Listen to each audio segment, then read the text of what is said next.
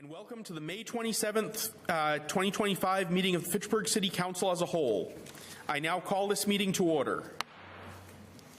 Please be advised that FATV is conducting audio and video recording of this meeting for public broadcast. I ask that anyone else in the audience who is recording this meeting to please identify themselves for the record now by standing and stating their name and city of residence. Seeing none, at this time I ask that all electronic devices be placed into silent mode. Councillor Boschman, would you please lead us in the salute to the flag? It would be an honor.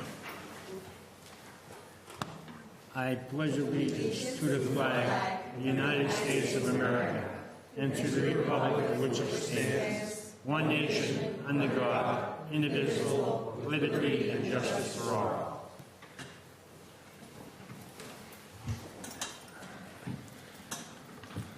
Madam Clerk, would you please call the roll? Councillor Boschman. Present. Councillor Kuchar. Councillor Cragen. Here. Councillor Cruz. Here. Councillor Di Natale. Here. Councillor Fleming. Here remotely. Councillor Green. Councillor Schultz. Here. Councillor Van Hazinga. Here. Councillor Walsh. Here.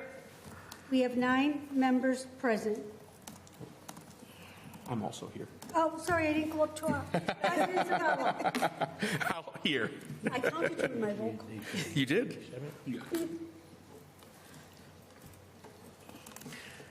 Thank you. We have no one remotely signed in for public comment. If there's anyone in the audience wishing to participate in the public forum, please approach the center podium, identify yourself by name and city of residence, and you may speak for not more than 2 minutes on the agenda item. Seeing none, our agenda this evening consists of one item, communication from Her Honor the Mayor. This is the 5-year financial forecast and recommendations for the City of Fitchburg General Fund, presented by Sean McGoldrick and Hannah York of Clifton Larson Allen LLC CLA. And you may proceed when ready. I'm sorry, Councillor Di Natale? Can I ask a question of the? It's regarding the package we just received. Sure, go ahead. Yeah, I see some of my colleagues rolling their eyes.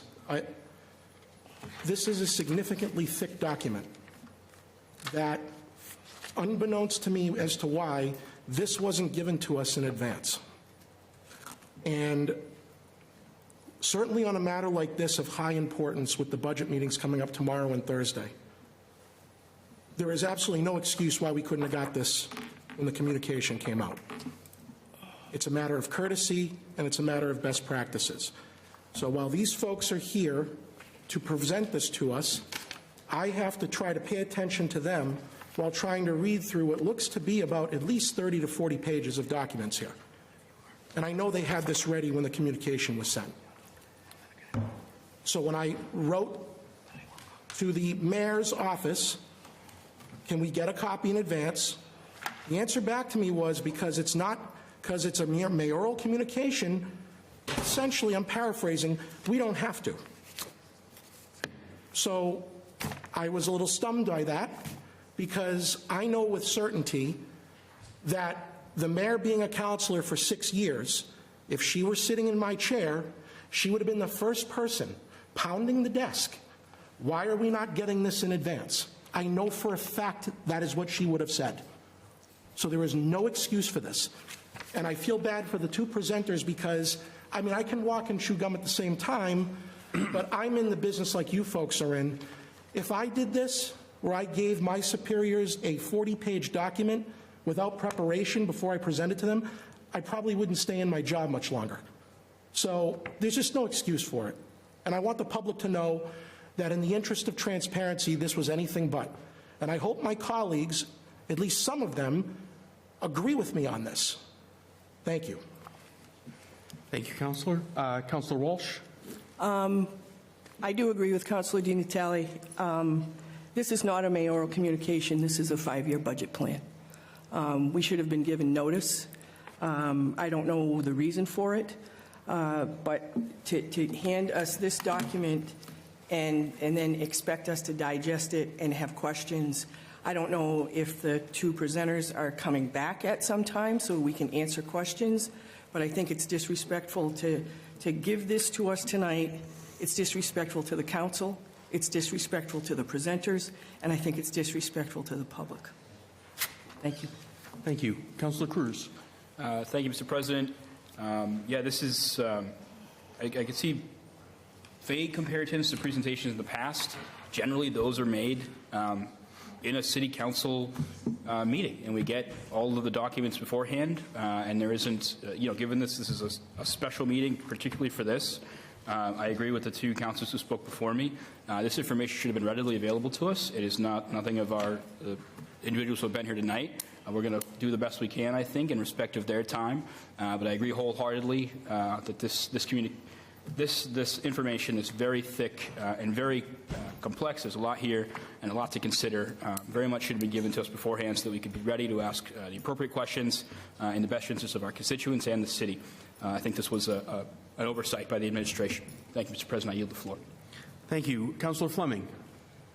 Yep, just to further what the other three councilors said, I agree wholeheartedly with what they said, and at this point I have still not received my copy, which means you guys are ahead of the game. Thank you. Thank you. For my part, I will note, in the interest of interpreting our rules, that the exemption from the advance notice requirement for mayoral communications is intended for brief updates authored by the mayor, such as policy statements or event notifications, things of that nature. It is generally not intended for something of this magnitude.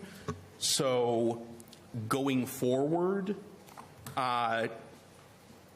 if there is not at least a draft copy of something of this nature provided to us within the requisite time frame, then the meeting will have to be canceled. But tonight we're all here. The presenters are here, and so we will be going forward. Unless it is the will of the council to do otherwise. But it is important to note that that is not the intent of the way the rule is written. And I hope that going forward in the future, there will be alternative accommodations made. We're all mature adults. We are very capable of saying, okay, this thing that has been provided to us is a non-final draft. We won't jump to conclusions on the basis of what's in it. But we do need something in the future, something that we can use to prepare questions, to prepare, to communicate with our constituents so that they know if they want to comment. Right now, I had public comment, but it was effectively pointless even if someone had been here, because the general public knows nothing except that we're receiving a report. So going forward, this will have to be done differently. But for tonight, unless any councillor, makes a motion to the contrary, we will move forward. Councillor Boschman. I got one thing to say. The reason why I was talking to you earlier, and I agree with Mr. Dean, Councilor Di Natale. I asked a lot of questions, not because I'm smart, because that's why I ask questions. I'm far from being very smart, far from it. And you can ask Jackie, she sits there. I have to go and sit with her to make sure I understand what I'm being told, because it takes me a while, and that's just my nature. And I'm a very, very slow reader. By the time we go through these first pages, I'll be honest with you, you'll be all done the book by the time I get done. So I would have appreciated, and I agree with Council, I asked Jackie too, and I'm not going to try to put her on the carpet. I wish I would have got this sooner, in all fairness. Me being the way I am, not, a little bit slower than you guys, but not that slow, but a little bit slower, that I would have been able to understand it really good. Because this report, if I understand it right, is going to make a big difference of how we're going to be voting from starting this week and on. And it's going to be very critical that we understand it. So, because if I didn't spend $50,000 to say, nice job, Joe, you did a heck of a good job, and we're just going to put it up there in the corner, because it's not going to go up in the corner. I didn't spend $50,000 of those people's money to say here, we expect some action. And we are approximately $4.5 million in the red, and we're not too happy with that. And I'm not blaming the mayor. $4.5 million in the red, and we're not happy about it. So I appreciate it. Thank you very much. I yield the floor. Councillor Fleming. Yes, I'd actually like to hear from the mayor exactly why this document was not sent out, seeing as she did sit in our seats and would have expected this document before the meeting. You may. Thank you. It was decided amongst the finance team that this document was not complete. I myself received the final document today, so we didn't want to share an incomplete document when we were giving a presentation to our council. Thank you. Councillor Fleming, you all set? I suppose I will have to be, yes. Councillor Di Natale? Be that as it may, then the meeting shouldn't have been scheduled, and the communication shouldn't have gone out. I apologize. I'm trying to look very quickly for the response I got from the mayor's assistant, and I'm not having a lot of luck with it, so I don't want to hold everybody up further, but that really wasn't the answer I was given. But regardless of the answer, if we were not if the communication went out on Thursday, and we didn't have anything until today or yesterday, so the communication shouldn't have gone out. So in the interest of, are you all set, Councillor? I don't want to cut you off. I knew that was going to be the explanation as to why, and I'm not buying it. Then President? don't send a communication to the council, get ready for the meeting, and now we have a 45-page document in our lap. Or tell the council president, can't hold the meeting today, because I just got it myself, and I haven't even looked over it yet, or I had to race through it. I mean, I know for a fact that this would not be acceptable if the mayor was still sitting in this chair. I know for a fact. Thank you. So in the interest of moving this forward, I think we've all made our feelings clear. The mayor has responded. I think I've made it clear what needs to happen in the future, but for tonight, I think we should get into our agenda so that we can digest this as well as possible. And then I spoke with one of the consultants before the meeting and was told that we will be able to we will make arrangements to reach out to them for further follow-up questions as needed. It's not ideal, but I appreciate their willingness to work with us on this. And I think that we're not going to change anything further by talking about it further tonight. So, One question for you. question, go ahead. On the follow-up, if you have a question for them, are they going to charge the city more money? Like I was told one time on MS4 program, feel free to call me. And I called them up, and all of a sudden the lady's talking to me, and she said, who do we bill this to? I was, correct me if I'm wrong, but my understanding is that the cost of any additional follow-up questions would come out of the remainder of the existing grant. so not an out-of-pocket charge to the city.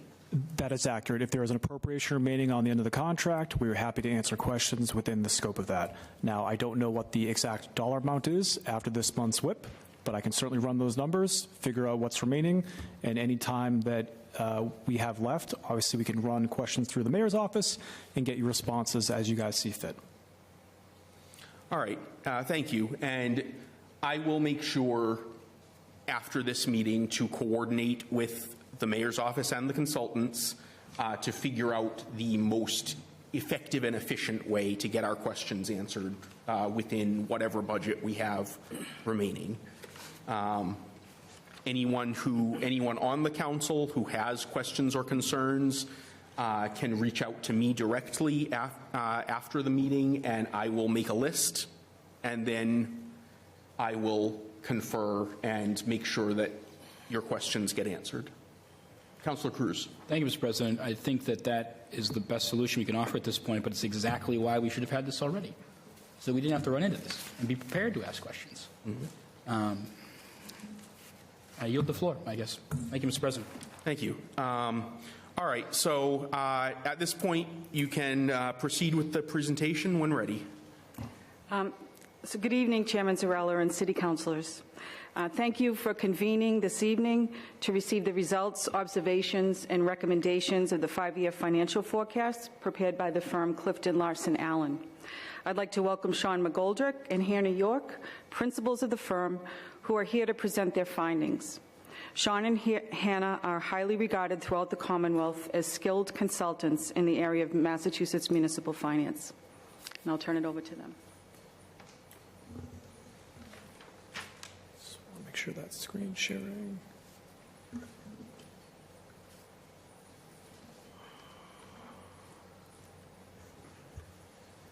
you like assistance? Possibly. Screen share. While that's getting set up, I just want to let councillors know that I'm probably, as I see people coming up with questions or anything, I'm probably going to queue up a number of councillors before and wait for an appropriate point in the presentation to go to you guys for questions rather than going to each individual councillor as hands go up, because I don't want to break the flow of the presentation if I don't have to.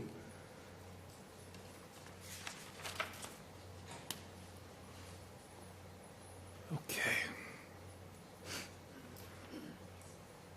Do you have any more? There's one copy left, yeah. Yep. Okay, so I'm just trying to make sure my screen is showing properly, because right now, sorry, it is not forwarding on your screen, it's forwarding on mine, so please give me 1 minute here.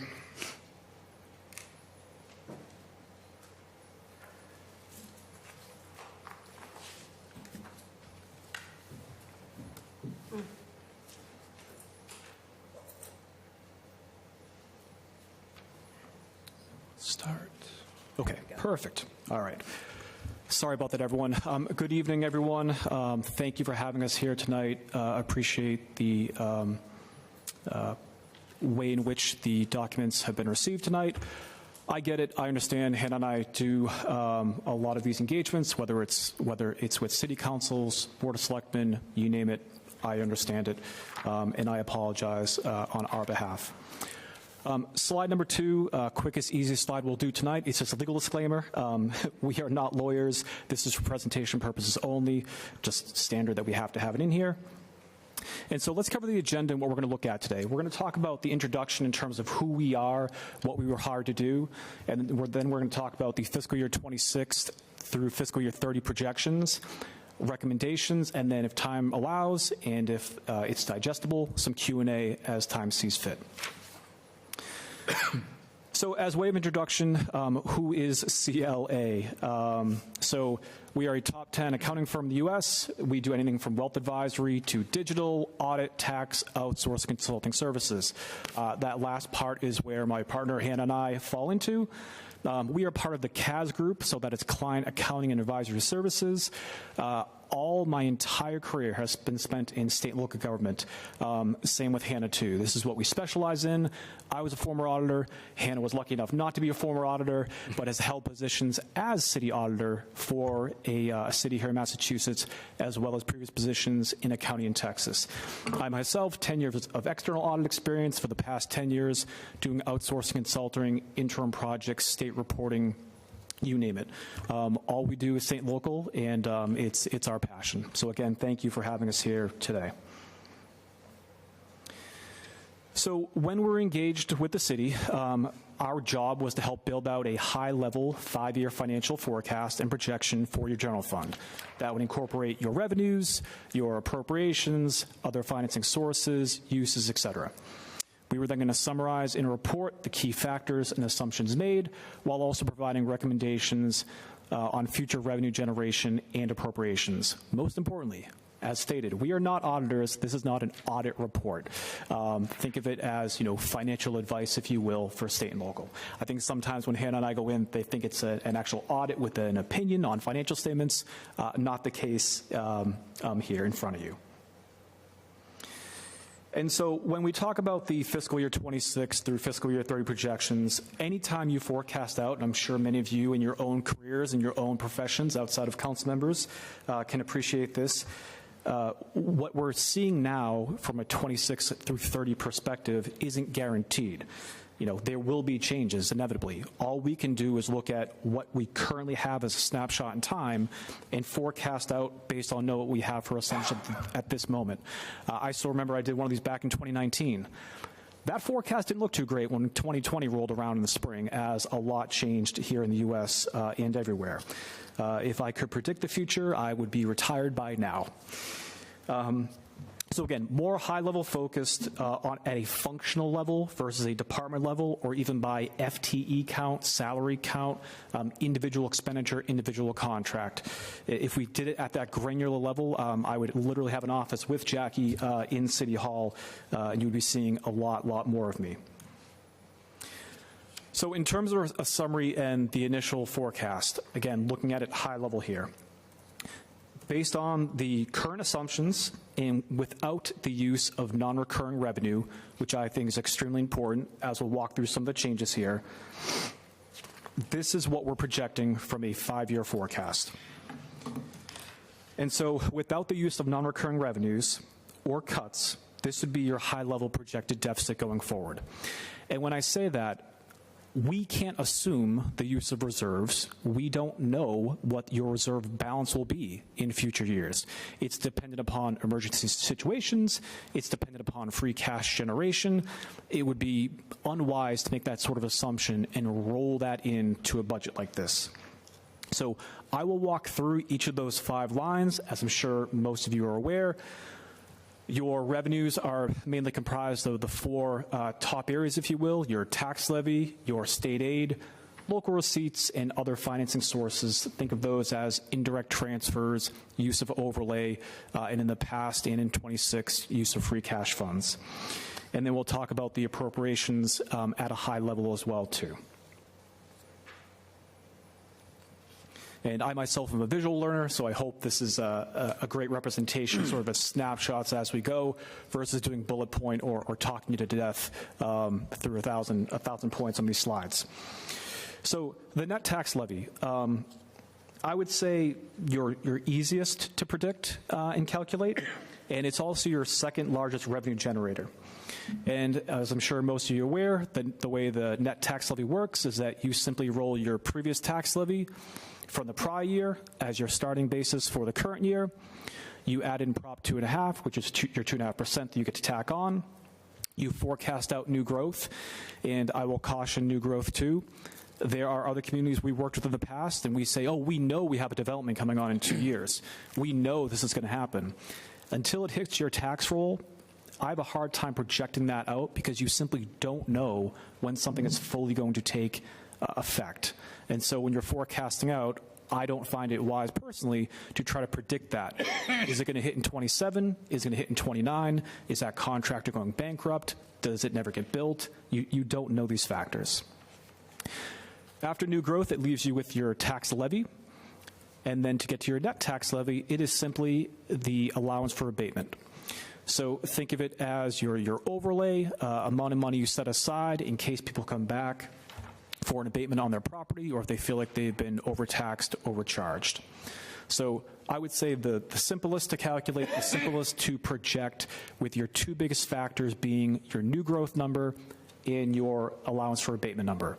Those are the two numbers that can fluctuate greatly depending upon the community and greatly depending upon the amount of economic impact and economic stimulus and housing and changes to that housing that go on. So on average for the 5 years, it represents a 3.3% increase, with 2.5 of it being your Proposition 2.5. So essentially, the city is taxing to the max, and your excess capacity, the amount of tax levy not being used, has historically been less than 0.1%. So again, just reinforcing that the ability for you to tax is being fully utilized. You're not leaving anything on the table in order to use more money for your appropriations. Net state aid, it's actually your largest revenue generator, which isn't always the case for most communities. Typically, it is your tax levy. But you are reliant on your state aid. And the reason for that is you get a large amount of Chapter 70 money, the money that goes towards education. It's 85% of your overall state aid funding. So that is money that is earmarked, spoken for, that must be spent on education purposes. As for your state assessments, think of it as chargebacks for use that is charged back from the state. Things like mosquito control, if there's any MBTA funding, there's some charter school money in there as well too. The state assesses and charges you back this on your cherry sheet. So when you look at your state aid and your state assessments, this is the net amount you receive as a city, which is significant. And so right now, based on historical averages, we are projecting on average a 6.2% increase for the future. Now, I was actually on a call with another community today too. They don't quite get as much state aid as you do, but they were actually, nitpicking is not the right word, investigating their projections for their state aid.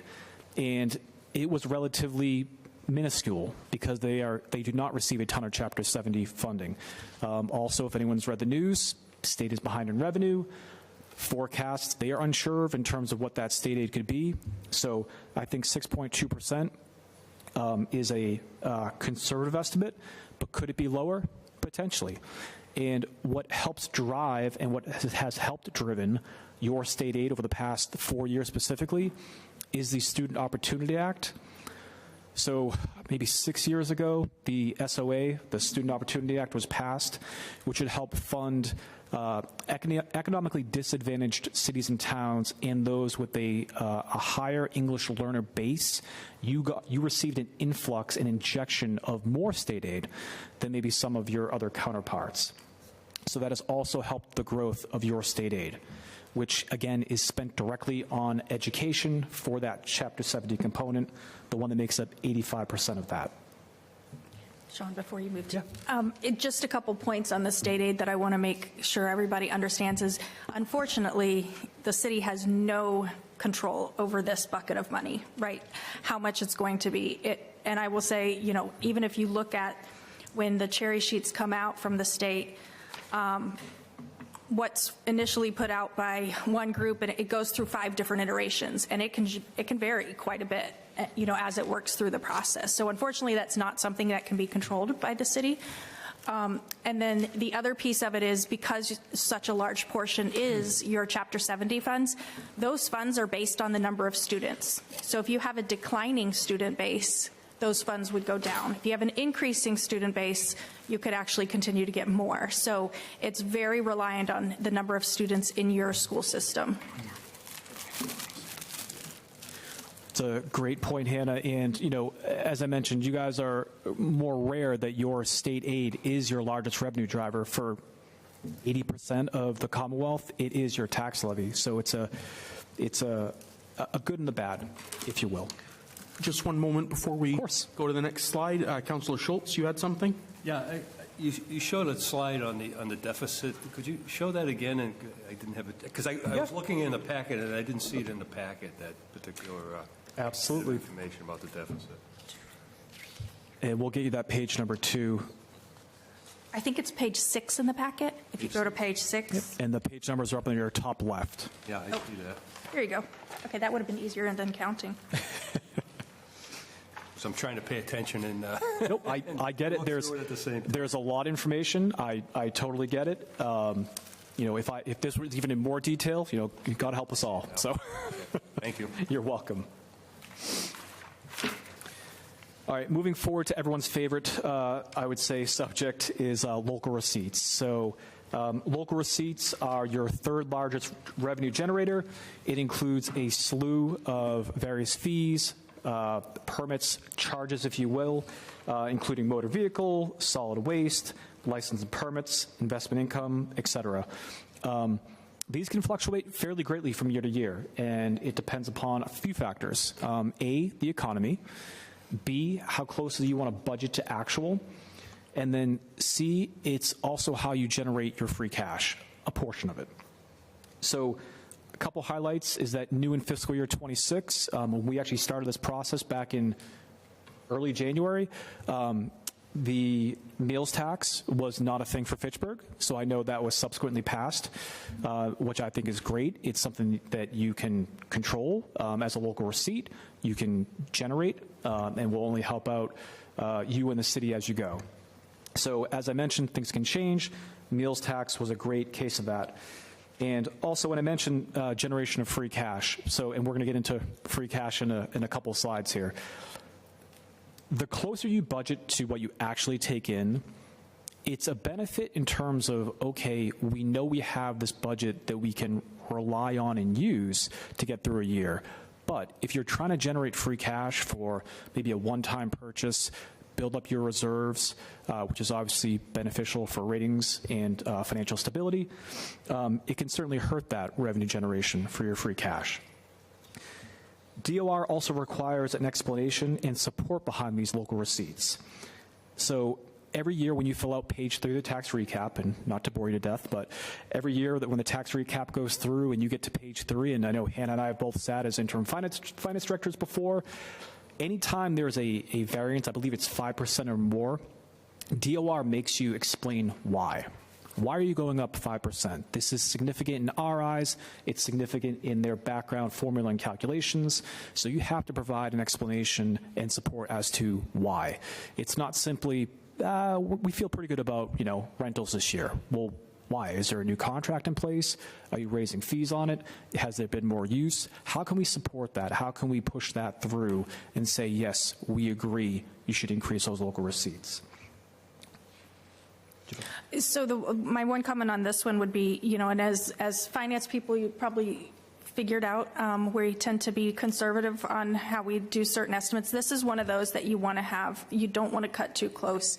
One of the reasons, I'll give example, during COVID, many communities found that their local receipts came in lower than prior years because motor vehicle usually is the largest of the local receipts. If people are losing jobs, they're not buying new cars, and as we know, I know for my own, each year my bill goes down, thankfully, until I buy a new car, and then it jacks back up, right? And so people stop buying those cars, and I think this is where if you do end up having what they call a revenue deficit, which luckily is very rare, but if there is a revenue deficit, in other words, you say I'm going to bring in $10 million of revenue and you only bring in $8 million, that $2 million revenue deficit, if you don't have a commensurate turn back from your expenses for that to cover that, then they make you raise that on the next year's as a deficit, similar to how you do on snow and ice, and you get, and then you're obviously not going to have free cash, and you're not going to have some of these other pieces. So it is typically the place where you have,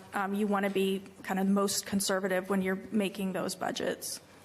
Not to go overboard conservative, but, I think it's, and DOR's recommendation as well, and I think this is even notated in the more detailed report, DOR's recommendation is to be conservative on this estimate. Thank you, Hannah. The last piece of the revenue puzzle, if you will, other financing sources, or OFS. And so I broke this down in a manner where how I typically view it, which is your recurring versus non-recurring. And this is obviously your fourth in terms of your revenue generation is your other financing sources. So for your recurring, you have things like indirects, you have special revenue transfers, things that you can readily rely on year over year, versus the non-recurring, which are things like stabilization use, free cash use. And I know we're going to start to dive into the free cash too, but when I do help out, whether it's a city or town, finance, accounting, you name it too, I always go back to DLS, the Division of Local Services, and I always use this quote, but as a non-recurring revenue source, free cash should be restricted to paying one-time expenditures, funding capital projects, or replenishing reserves. So that's why you don't see any usage of free cash from 27 to 30, because it's simply not best practice. In addition, I could not tell you what your free cash will be end of 27, end of 28, end of 29, et cetera. With free cash, this slide here shows how the city consistently appropriates all of their free cash from year to year to either support operating budget for the current fiscal year, the subsequent fiscal year, or capital type needs.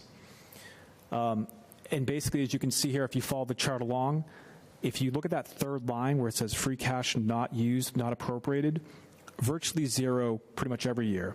So whatever you take in, whatever your balance is, it goes right back out the door and it's utilized to balance a budget or utilized to purchase capital needs. For a more detailed look at that,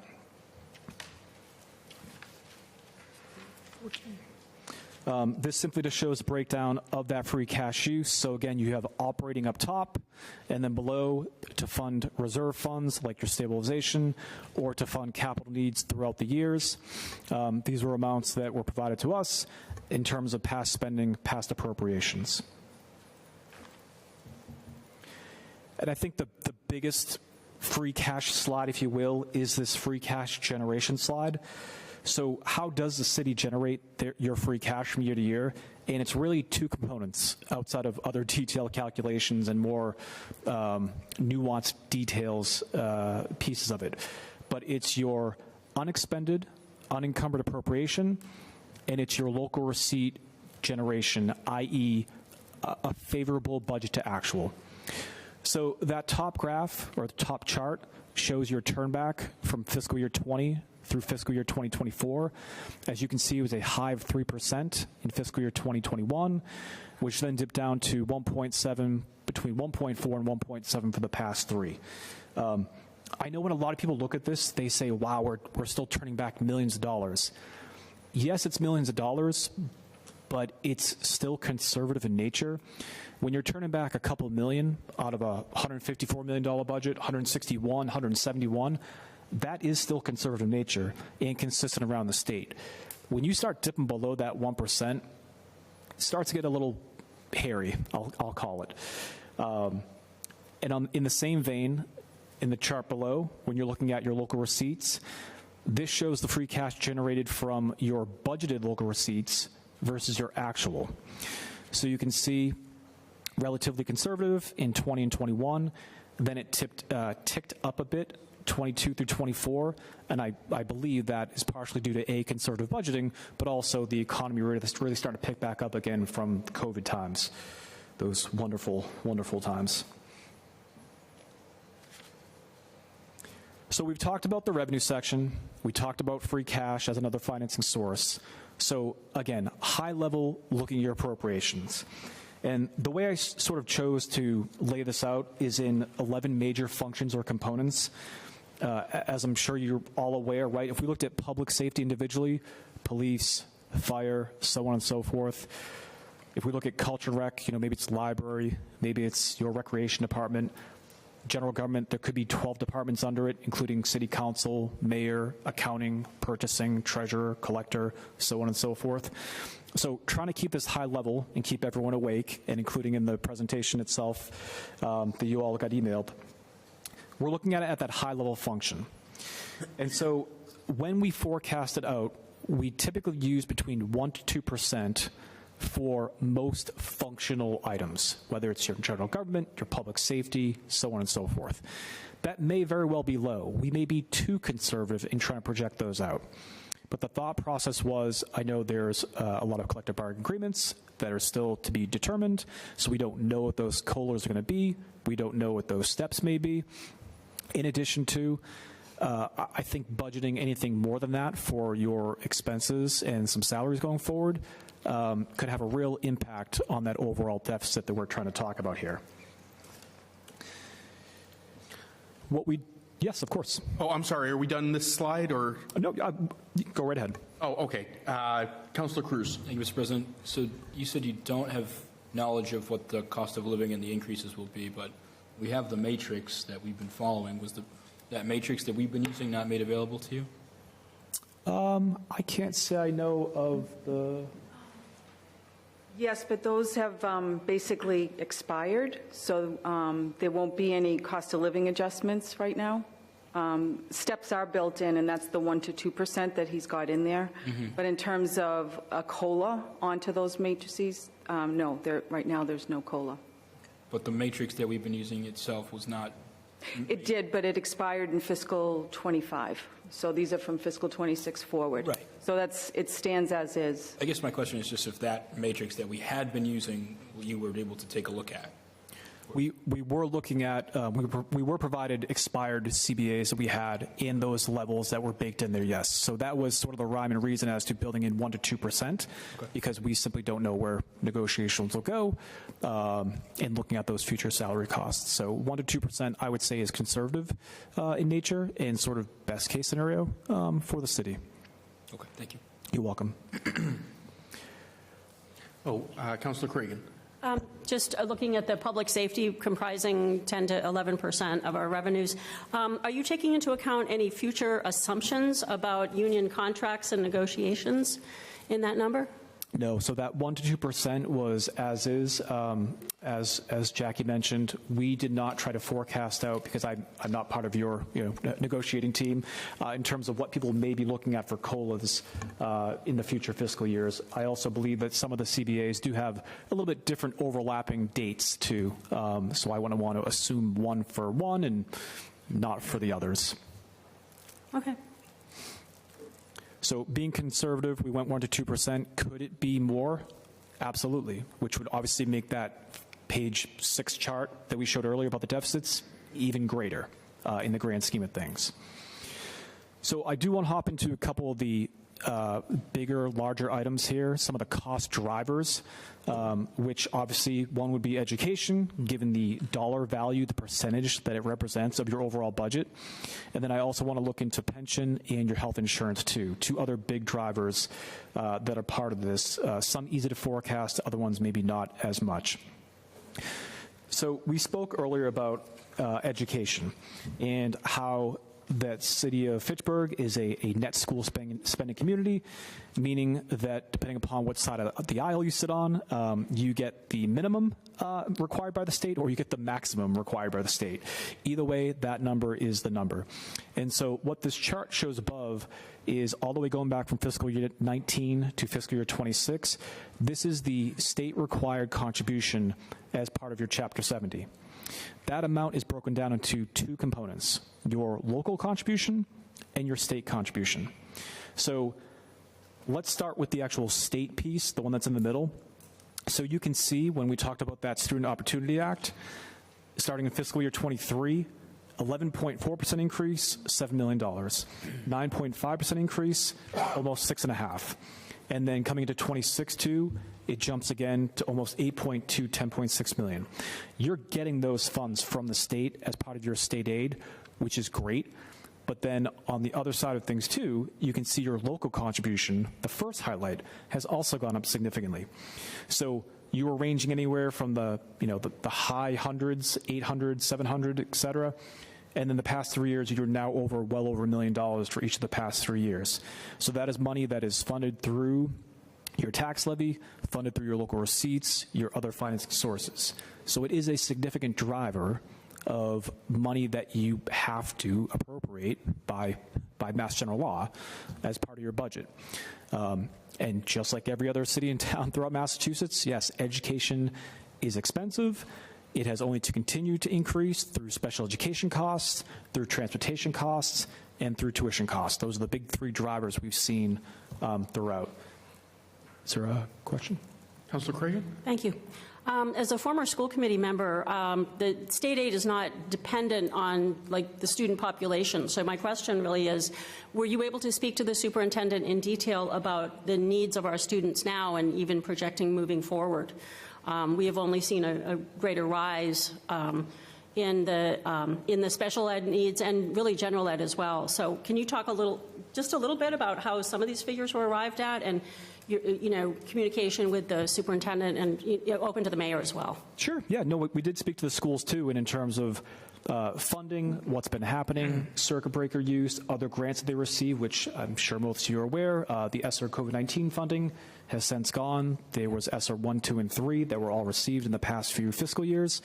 And, depending upon what those funds were used for, it has challenged a lot of our cities and towns. Money that they relied upon one time to help either fund additional positions, maybe some paras, tutors, wow, really Boston accent came out there, tutors, were certainly a factor during all of this. And so when I spoke to the superintendent, it wasn't about what you need, it's about what you're going to get, which has historically been Chapter 70 level aid funded as the base requirement. I'm sure, and I'm sure you can attest this too, right? Any school committee member, any superintendent, any business manager would always want more funding available to them. But from what I've seen in your history here, you've always been a net school spending community. Can I add a little bit into that? So just two things to make sure that everybody here understands and anyone watching online is that the local contribution, the federal grants don't go towards that. So that literally has to be general fund and then circuit breaker. So circuit breaker, even though that comes from the state, is considered part of that local contribution. And the amount that's on here as far as the required spending, that is a minimum. You can spend over that, and some communities do spend over that, but that is a bare minimum that basically the state is saying you are required to spend on your students, and that is based off the population and a combination of the number of special ed kids. So it is a very complex funding formula.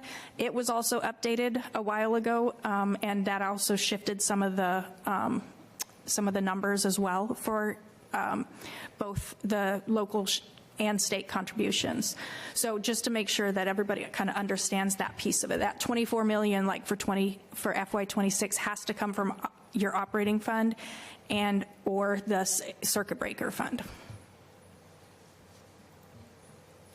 Councilor Gianatali? It keeps getting referred to in here that we're a net school spending community.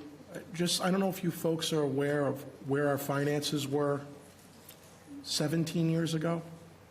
We were near bankruptcy, junk bond status almost.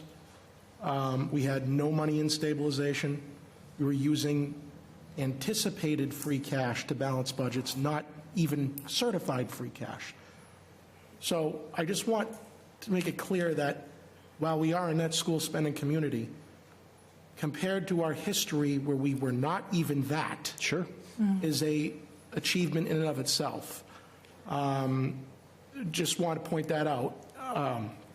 Absolutely, and I was unaware of that history, and I did not mean to. Maybe it was no, I didn't. No, that's not my inference. Okay.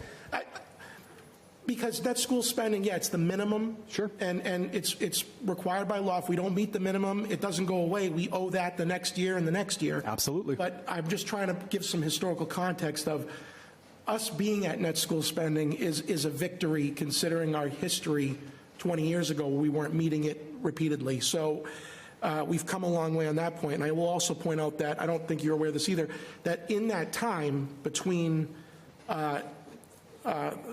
FY17 to FY24, we've put in $8 million into the school system for improvements, capital needs, equipment.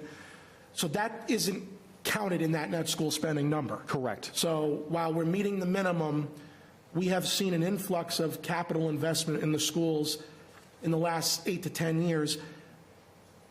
Even though it's not even near enough, it's $8 million that is above and beyond those figures. So I just want to make that.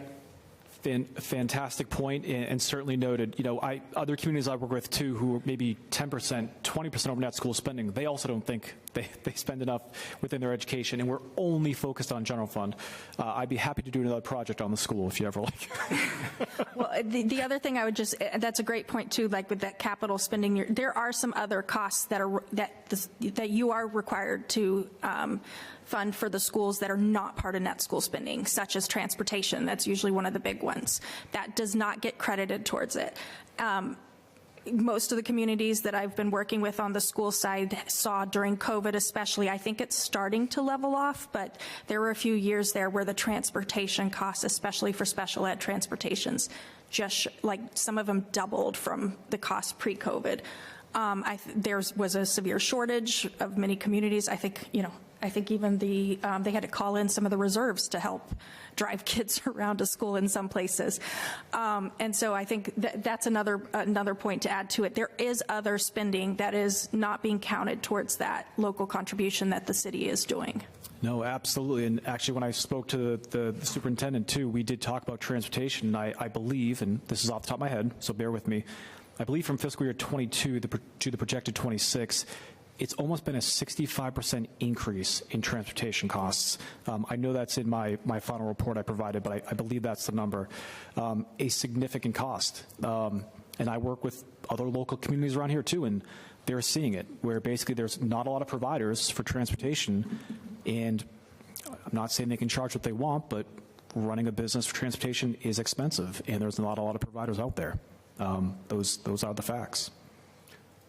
Councillor Cragen? Well, both questions are the state aid. Is there any further impact from the Student Opportunity Act that, we can take advantage of in any way? Is there anything there? It's a good question. So I'm not the expert on SOA, but I know it was a 4-year or it's supposed to be an impacted 4-year increase, which I believe fiscal year 26 was the last year of that. So there could be a pullback in fiscal year 27 in terms of the amount of state aid that is provided through Chapter 70. I don't know personally of any other direct funding available through that opportunity. But I know it's something that the state's always looking at too, and knowing that education is, one of their priorities. Okay, one more through the chair. Is that all right? Sure, go ahead. Thanks. Okay, again, my colleague referenced the state of really disarray we were in the last 20 years, and we have made great gains. However, we had many staff who were paid for through grants. Have you done an assessment of the staff members who are paid for through grants, and where does that sit in the grant analysis here? Yeah, that's a great question too. So that was not part of the additional analysis we did. So if there was ESSER 3 funding, Program 119, if that money is still being used to pay for salaries, which I believe they had to stop as of September 30th for that, they did give extensions out for other projects, like actual like capital expenditures. But I believe as of 9/30, it was done and dusted in terms of using for salaries. So that had to have been taken into account in this year's budget, the 25 budget, or otherwise there must be some other funding source that they've been using, whether relying more on circuit breaker or school choice, et cetera. But that forecast out, and when I stated in the beginning too, if we did this by, FTE, full-time equivalency, the number of positions, I'd be here even more at that granular level. The other thing, and there are other grants that are annual grants, that are continuing grants, that sometimes do have salaries on there. Those, the assumption would be those would continue at a comparable level of where they're at right now. I hope they do. I mean, again, there's not a lot of, consistency coming from the federal side of things. So we are very much dependent upon the large S.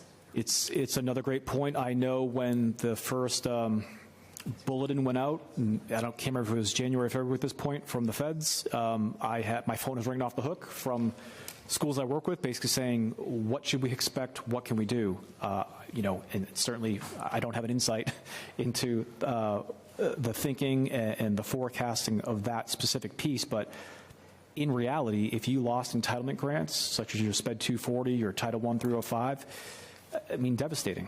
Losing on millions of dollars of that kind of federal funding that helps support annually, as Hannah mentioned, to offset some of your operating costs and to pay for some of your teachers, tutors, paras.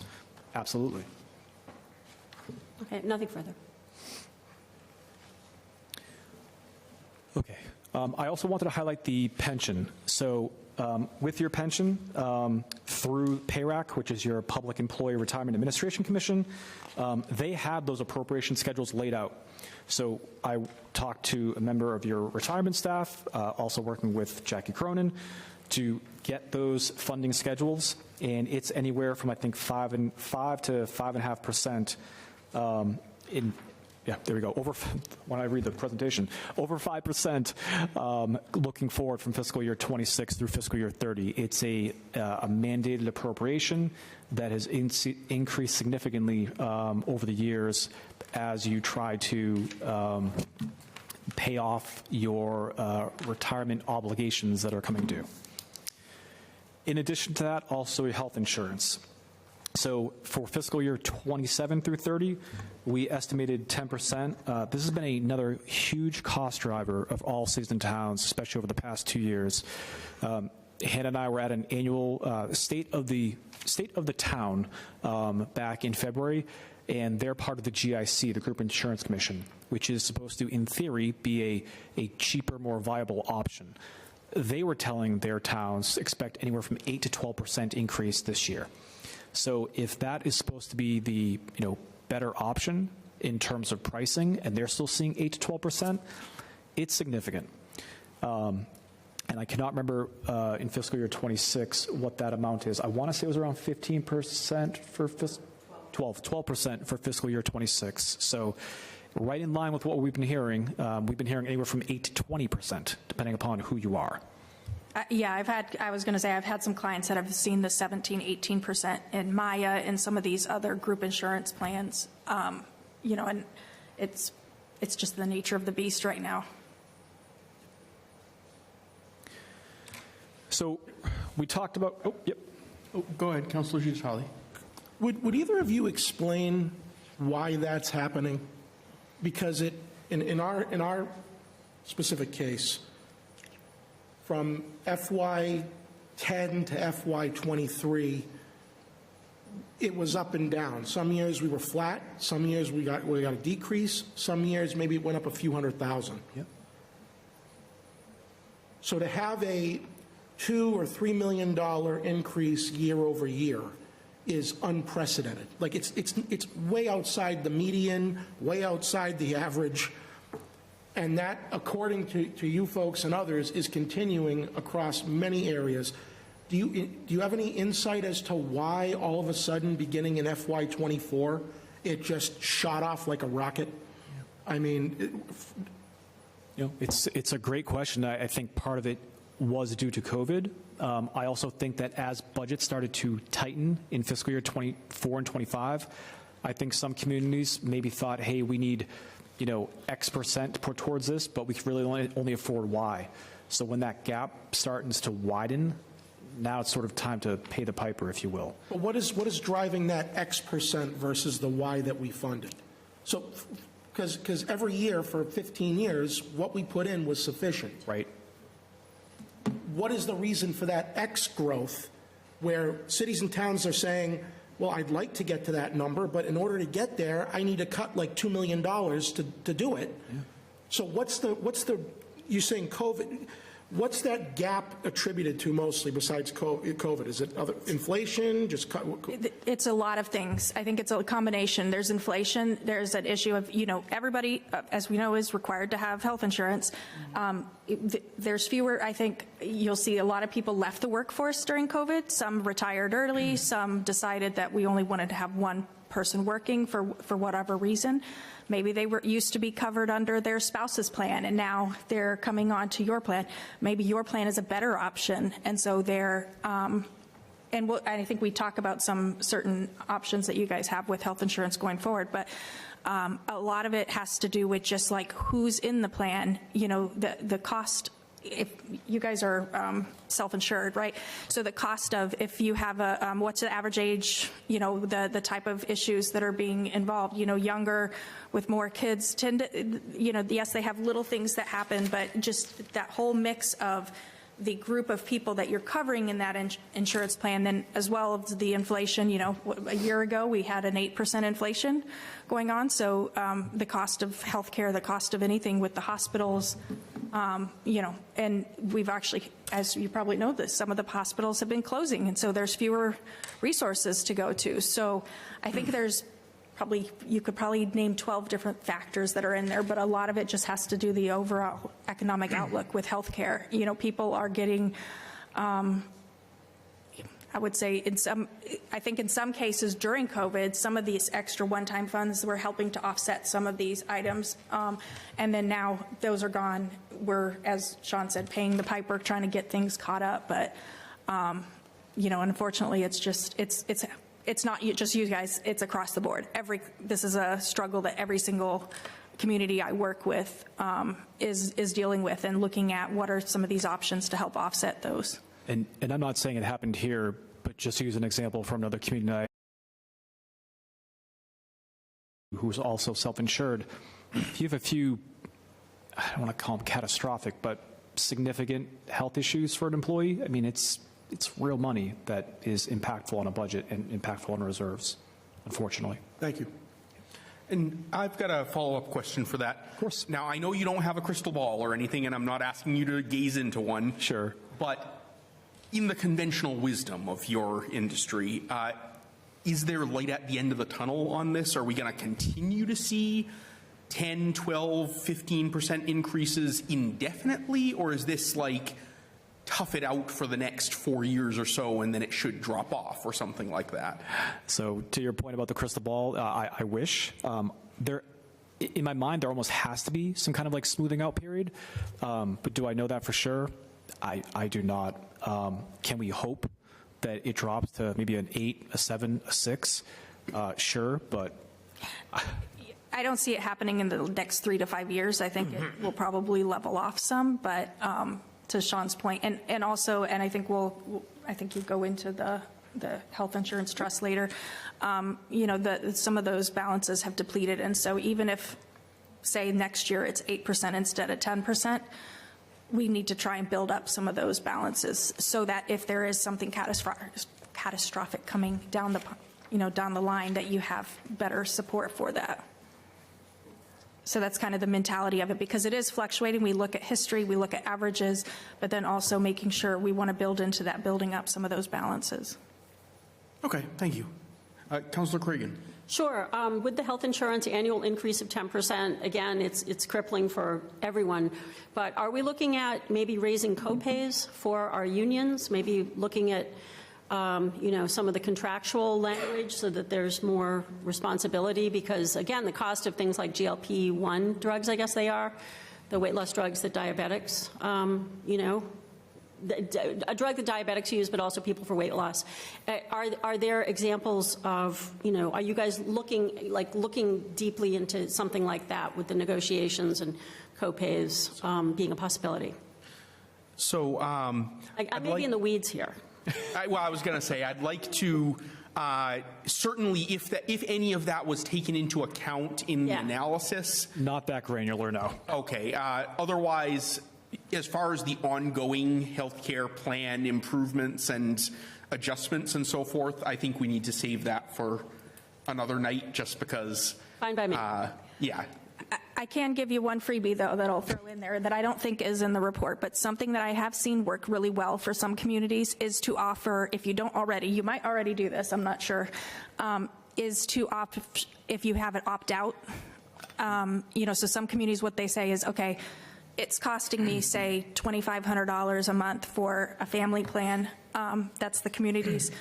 If you do an opt-out and say, we'll give you $500 a month if you use your spouse's plan instead of ours, right? It's beneficial to the employee. They get a little extra in their pocket, but it also, you get to save that incremental difference, right? So that is one of the plans that I have seen work for several communities. And I also do know, too, that in one of our recommendations, when we talk about the health insurance trust, I know that there was an agreed-upon employer-employee health shift that was 75 city, 25% employee. That has been shifted to 72.5% city and 27.5% employee to try to help lessen that burden. And Madam Mayor, if there is something that you'd like to add that's, again, we don't want to get into a whole broad policy question, but if there's something that's directly germane to what's been discussed, then by all means. Yep, just to, remember we came to the council a month or two ago talking about the PEC. So we entered into an agreement with the PEC for a 2-year agreement that included approximately $1.6 million in direct savings to the city through plan design changes and through contribution changes. In addition to that, we also worked with our PEC and finance team for a pharmacy benefits savings of approximately $1 million a year. So we're looking at a $2.6 million a year savings right there. And we are actively working into other cost savings measures, as was mentioned, like an opt-out plan, for example. And right now we are rebuilding our self-insured healthcare trust fund to ensure that we have at least three months of expenses, kind of like an emergency fund like you'd have at your house. Councillor Cragen, follow-up? Not a follow-up, just wanted to say I appreciate that information. I didn't know the fullness of it, so thanks. Thank you. That's it. That hits payroll this week. The cost effect hits payroll this week. Okay. So we've covered revenue forecasting, we've talked about appropriation forecasting, so let's get into the recommendation piece. So how do we start to dig out, for lack of a better term, of a forecasted deficit? And simply at a high level, you've got 3 options, right? It's raise revenue, cut appropriations, or a combination of both. High level. That's what we're looking at to do. There is no, it's a simple math problem, if you will. Simple, but not so simple. So the first options I'd like to talk about are some of the revenue amounts, or revenue options, excuse me. We can talk about fees associated with current local receipts. We can talk about generation of new local receipts, use of stabilization funds, and also Prop 2.5 override. I want to make it clear. The recommendations we're making, I'm not saying you have to make every single one. I'm not saying you should make every single one. These are simply options to bring to the table for talks, negotiations, et cetera, et cetera. So when we talk about fees with existing local receipts, I think during a lot of our discussions too with various department heads, it was noted that basically certain fees haven't increased in years, if ever. So I'm not saying it's going to generate $1 million for you, but it's a starting point. And if it's a couple hundred along the way, that's going to be impactful on your local receipts and what you can offer in the future. So when we talk about that fees with associated local receipts, that's what we're talking about. Maybe it's parking fees, garage fees, even the cost to get certain permits. There are other things you can't touch, right? Like your motor vehicle excise. That's mandated by the state, the $25 per thousand of your estimated vehicle cost. And as Hannah mentioned, yep, as your car depreciates, that money comes down. So even that, which is something that the city can't do anything about, that is impacted by the economy. If less people are buying new cars, you receive less motor vehicle excise tax. But for the ones you can control and look at, I think it'd be well worth, the mayor and her team to dive in and see if there are costs or fees, that can be increased more quickly than others. So reviewing those current fees and increase as appropriate, number one, sort of low-hanging fruit. New local receipts, as we already discussed. Meals to excise, when I first came out here in January, didn't even know it was being put forward, didn't even know it was an option, but it was number one on my checklist where, oh, you don't have one? Let's get it on there. But I know the mayor, yourselves, passed that, so kudos to you all for doing that. In addition, stormwater utility. Stormwater is a service that is provided, but there is no associated fee. Same thing with pay-as-you-throw trash. You have trash services, but there is no direct fee for this. So when you have these services, but there's no offsetting fee, you must rely on your tax levy, you must rely on other local receipts, other sources. So if people want these services and continue the services, but yet there's no fee, as those costs continue to increase and those fees either don't or don't exist at all, that gap will continue to grow, and the leverage being utilized or the pressure being put on those other revenue sources are significant. Use of stabilization funds. So, and I know Hannah and I talked about this a lot internally too. So certainly best practices for municipalities is to, and municipal financial management, I should say, is to generally have between 5 and 15% of your annual operating reserved as part of your stabilization. We know that rating agencies review them. We know internally you look at them.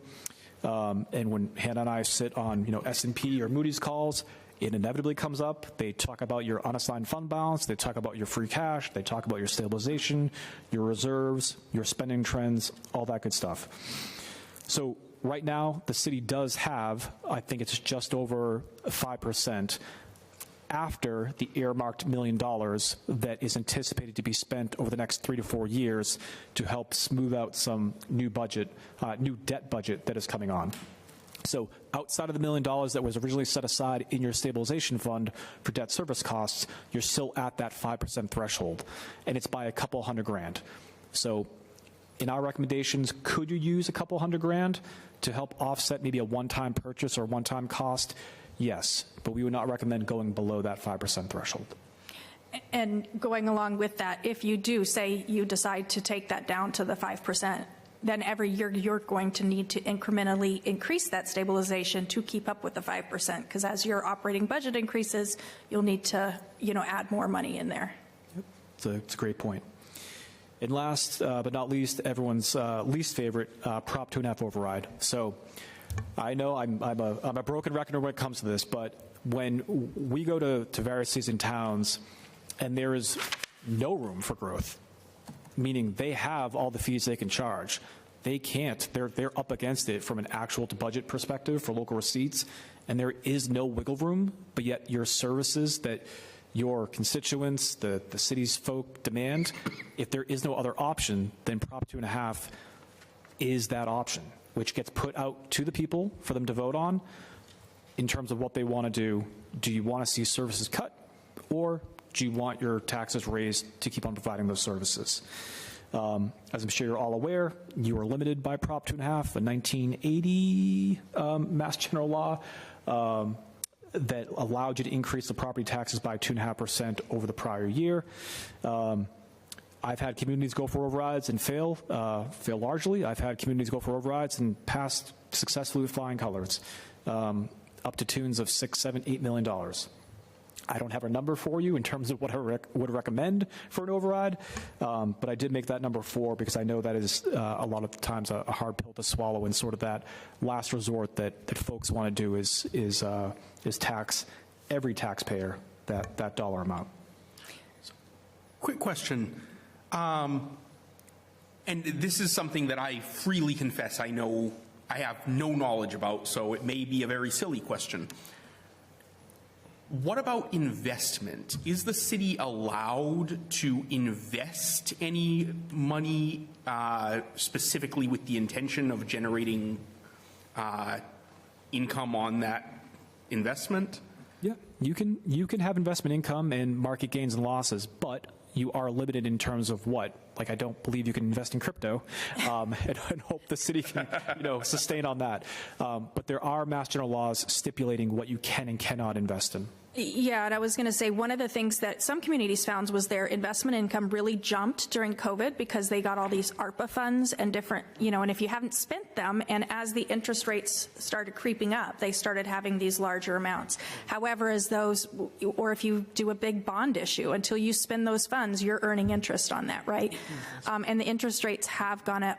However, for your normal operating buckets, you're somewhat limited to very risk-averse kind of, you're talking probably 1%, 1.5% typical return on those. Your stabilization funds and trust funds have a little more leeway. They can get into and get higher earnings, but then at the same time, as any good investment person will tell you, higher ability for higher returns also gives you more ability for losses. So it's a double-edged sword, right? So that's not a, it's another one of those that's not super controllable outside of, if you hold on to if you issue debt and you hold, that can help. I used to do debt stuff. That can also have a negative impact because if you hold on to those debt funds too long, you can then owe arbitrage, which is, we don't want to bore anybody to death with what that is, but basically a penalty for, holding on to those funds for too long. They want you to spin those capital funds down because it's tax-exempt debt. And so I think, it's a good question, but unfortunately, there's only so much you can do there. Okay, thank you. Just wanted to see if that was even part of the puzzle at all, or, nope. And I think you've answered that. And that would fall into the local receipts, trying to help push some of those up. The other thing I would note, because as we said, we've worked with a lot of communities over the last 2 years, especially that have gone for overrides, and I'd say we're probably at about a 50-50 of which ones have passed and not. So if that is the ultimate decision, my recommendation there would be to do as much education as possible to the taxpayers on the reasoning for it. And I'd say probably a lot of taxpayers don't understand Prop 2.5, don't understand the limitations, don't understand how the contractual costs and some of these underlying, uncontrollable pieces to the community's budget is. So I think the ones that I've seen be successful with it have done a better job of really informing the public and educating the public. I 100% agree on that. I know I get asked the question a lot too as well. We always had excess capacity. We always had, a surplus of revenue we can depend upon. What happened? Inflation, one-time federal funding, this all just exacerbated a problem where years ago, 10, 15, you weren't having these type of costs. I'm sure everyone here food shops.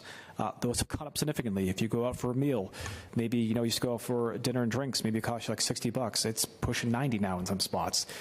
It's having a real impact on every good. I had a plumber come over the other day. I'm in the wrong line of work. I should have been a plumber with the amount I got charged. God bless them.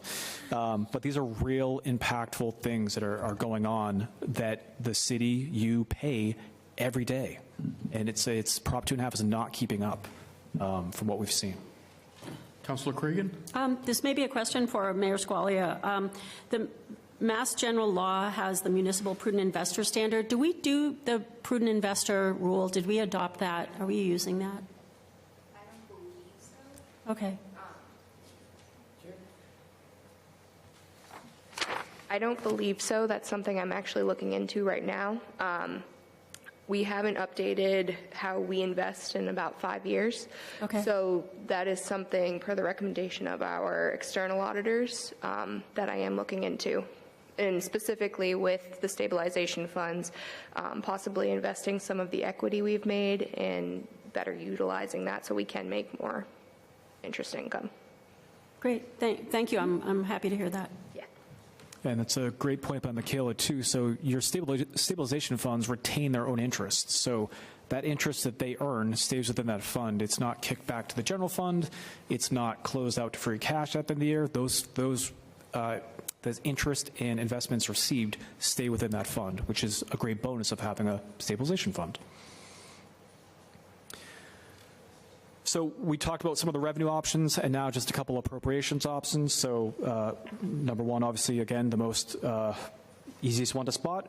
Although turnbacks are comparable with other cities and towns too, I think it would obviously be wise for the city to review those underlying spending and where cost savings can be found, attack those areas.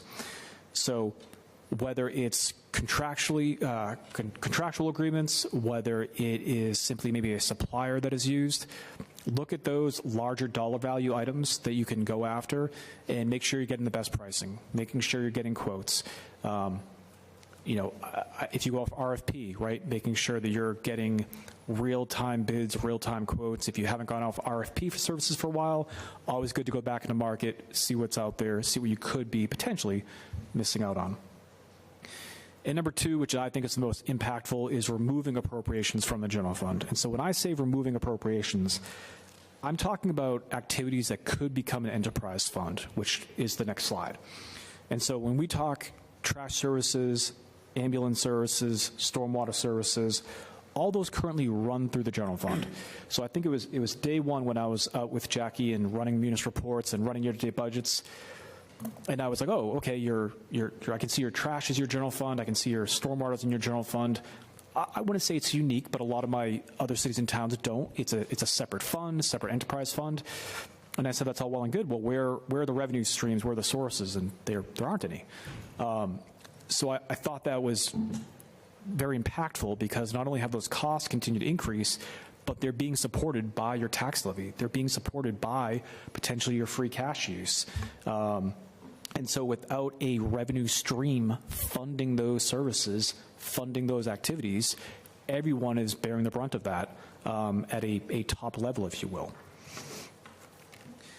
And so when we talk about enterprise fund creation, I'm sure most, if not all, are aware of this, but enterprise funds can be a critical tool to manage your financial aspects of specific services.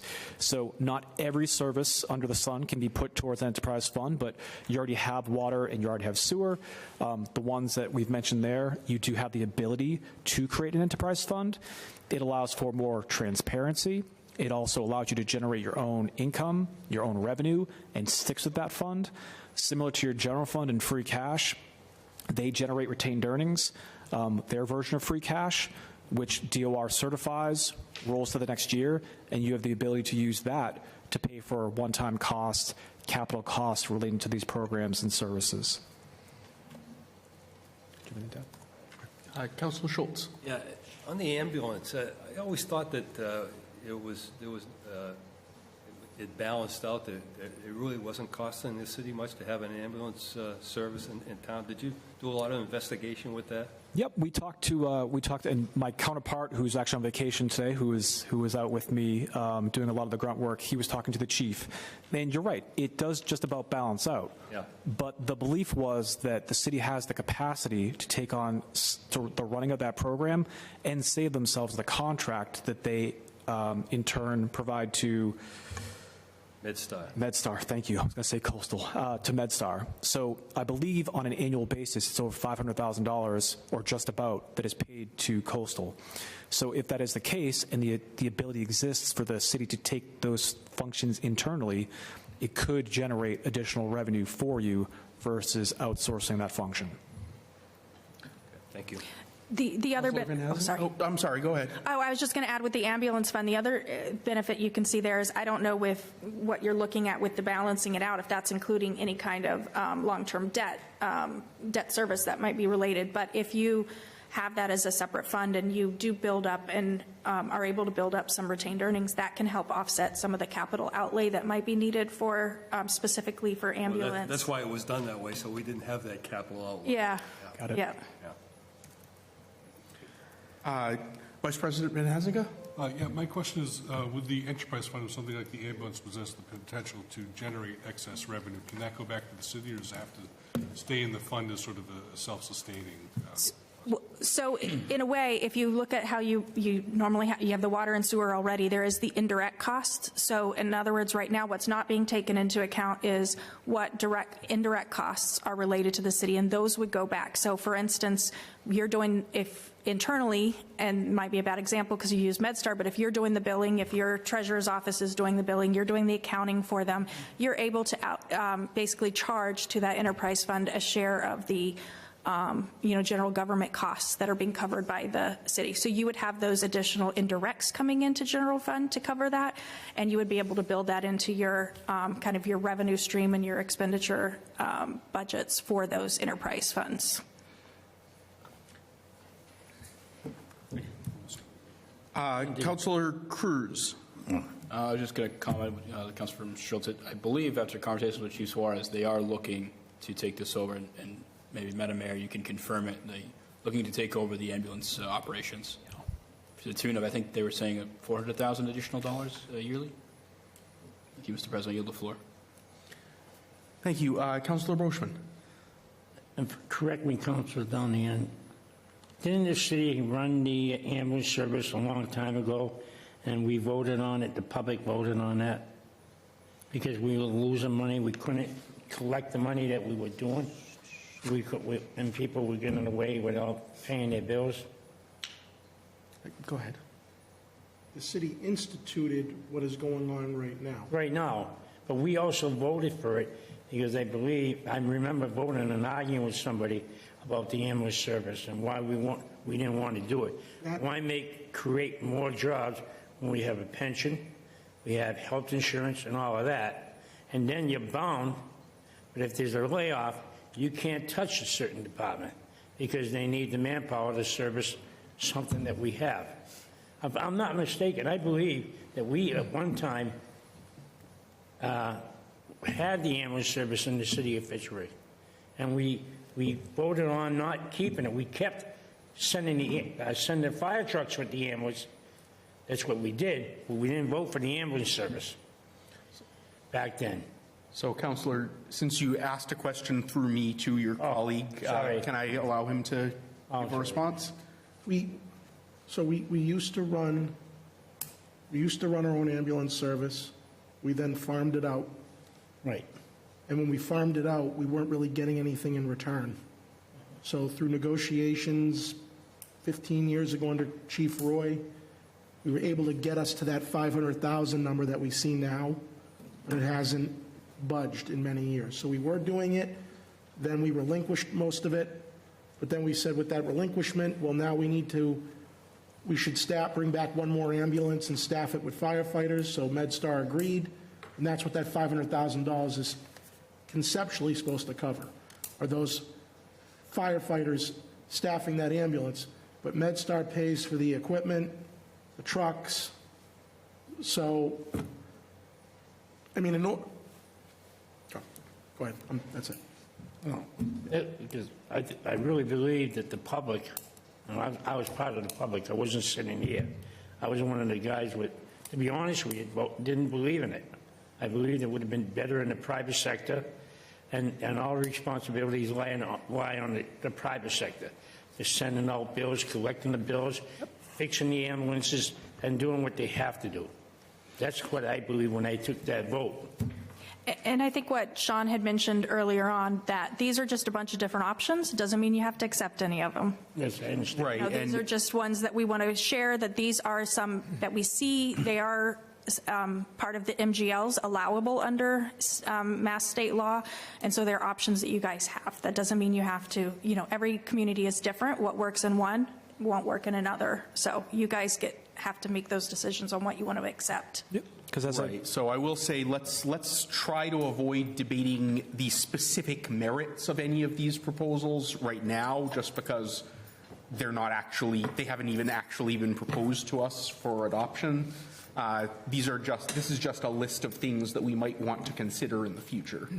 Mr. President, I understand that wholeheartedly, and I wasn't looking for a debate. I think I was just trying to be helpful to explain to the young man the reasons why we did have it and we get out of it.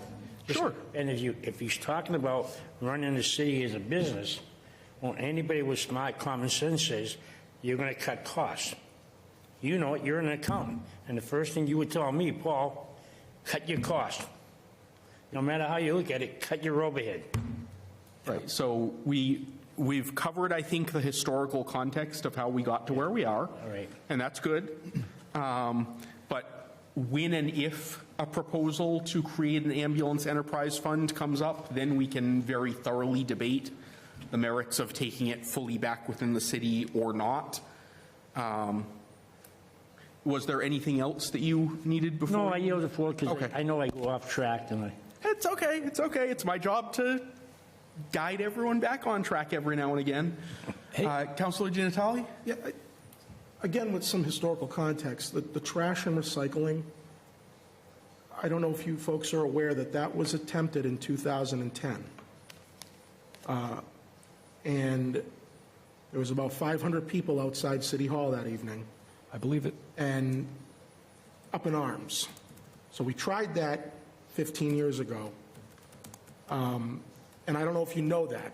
It's something, obviously, that can be revisited. There's nothing stopping any of us from doing that, but I'm saying we do have some history on the public's reaction to that first bullet point, and it wasn't obviously well received. I completely get it, and I do appreciate all the background too, right? You know, I'm not a Fitchburg resident, and this is our first project here with the city too, so I always appreciate more historical input.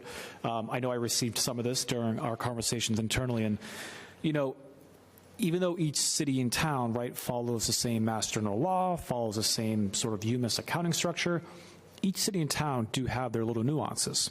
So a lot of the times when Hannah and I go in and we look at, you know, cost-saving, cost-cutting measures, we always kind of, you know, hey, let's look at some of the big departments. You know, is there room to spare, if you will, on education? Are there some crazy contracts? What can we look at? Here, that simply wasn't an option, being that everything you provide is at net school spending. There was no excess. So that gets taken right off the table in terms of even an option. So as we dig and dig and dig, right, some of the easier ones are, well, you got to look at your current receipts. You got to look at if you're not charging certain revenues.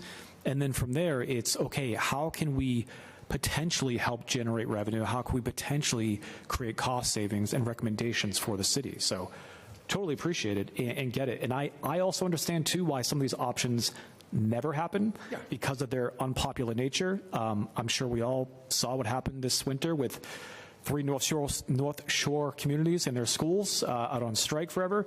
I get it. Everyone deserves to be paid fairly, and everyone has a different definition of what that is and affordability and what they should do and should not do in order to pay for it. So I totally get it. And these are the tough decisions that I luckily don't have to make. Yeah, and I would say that the idea of the enterprise funds is that if it is something that is more, you know, it's not required for every person in the community to do, right? Not everybody in the community is using, and I'll use ambulance for an example, even if that might not be the one that it is up doing, but as opposed to having every taxpayer pay towards those ambulance costs, the people who are utilizing those services would pay for it. And that's why the state Mass General Law, Chapter 44, Section 53F.5, you know, came into being, and it specifies it doesn't allow you to do it just for any task. It gives specific types of programs that you can do it for, including the ones that we've listed here. And, you know, I've seen with stormwaters where they say, well, how much non-permeable surface space you have, you know, like if you have a huge parking lot, then you're going to pay more in stormwater because of the runoff and those things. And then if for those who don't. So again, there's a usage element to these expenses that are related to it, and that it's kind of that basic accounting matching principle, revenues matching to the expenses, right? Those who are utilizing those. And so that's kind of the idea behind it. And I don't know if every single person in town uses the trash service, or if it's just a certain subset. But if so, you know, it makes sense to those who are not utilizing that service that they shouldn't be, you know, covering that. And if the option, the other side of that is raising the tax levy for every community member, then, you know, that's, I think some of those would probably argue that would be the better choice. But again, it's just, these are just options that you guys can look at and see what works for you. Councillor Cragen. Thanks. Again, this may be also a question for the mayor. As we've implemented 40U, do we have projections in terms of, you know, the fines and assessments that will come in from that? Is that part of any information that could be currently analyzed? I can tell you at this point, we've issued over $100,000 worth of fines for 40U for violations. But just an anecdotal situation in the city of Revere, they, to this date, have issued over $1 million in fines for 40U, but have collected significantly less than that. So that is not budgeted in a revenue stream that we could count on. Thank you. That's helpful. I remember that it's significantly different proportion when I spoke to their officer 3 years ago. All set. All right. So we covered ambulance, which then we started talking about trash, which is great. So with the help of Auditor Cronin, we went through and we looked at what were the actual... Just lost your screen share. 1 second. Technology is great until it doesn't work perfect, right? That is true. She's absolutely right. Lucky I'm not up there. We all are.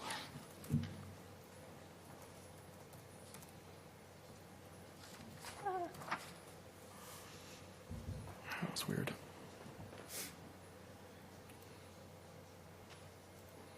Okay, back with the program.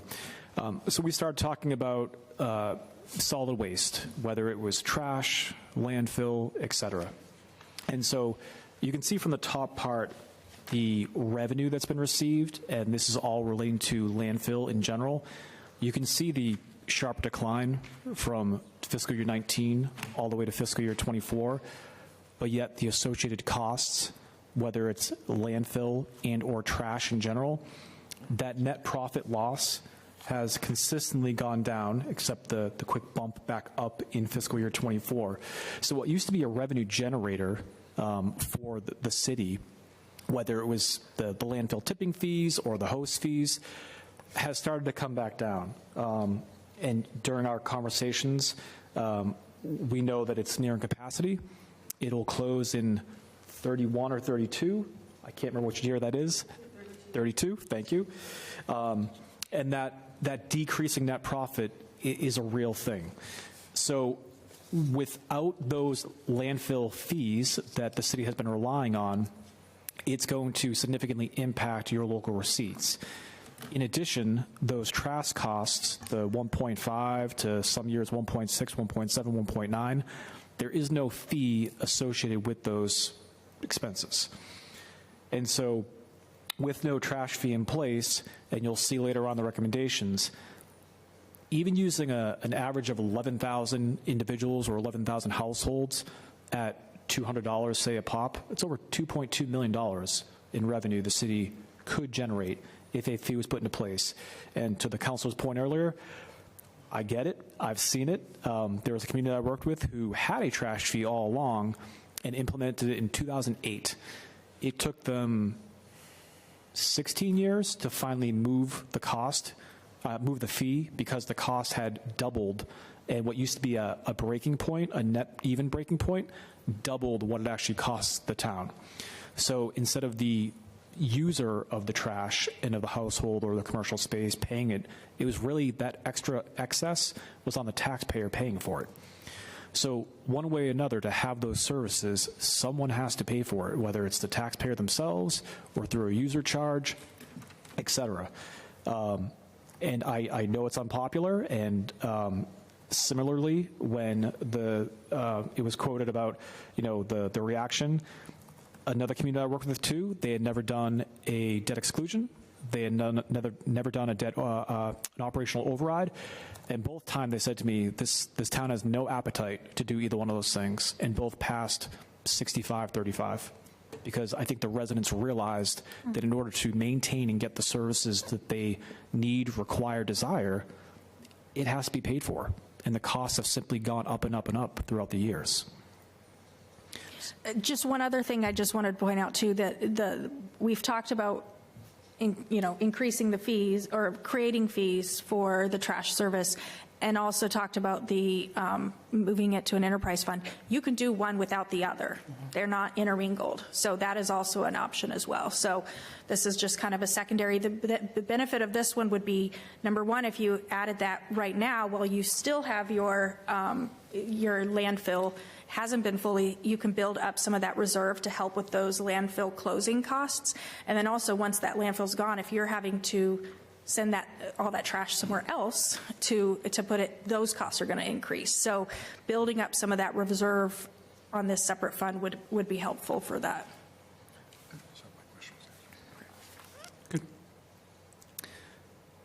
The last for the enterprise section is your stormwater. So again, pulling 6 years worth of data in history in terms of expenditures, broke it down by the types it was described to me. So we're ranging anywhere from low 400s to a high of, let's call it medium 800s, and anywhere in between.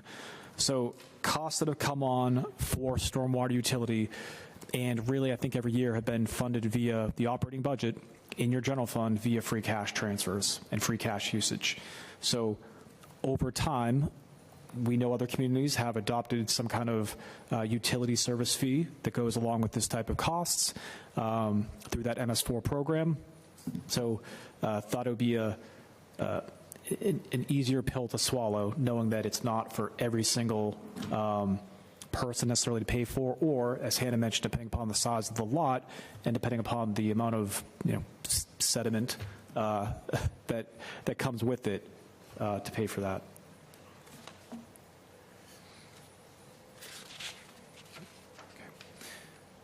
We are nearing the end, I swear. Last two recommendations, too, were indirect costs and also just to throw in health insurance solvency. So indirect costs, as we've talked about with enterprise funds, the city, charges off indirect costs for your water, sewer, enterprise funds, and also to your airport, too, in terms of a fee, if you will, that gets charged and accumulated back to the general fund. So it's for costs that the general government is doing, whether it's some kind of employee benefit, whether it's through use of the treasurer's time, auditor's time, HR, you name it.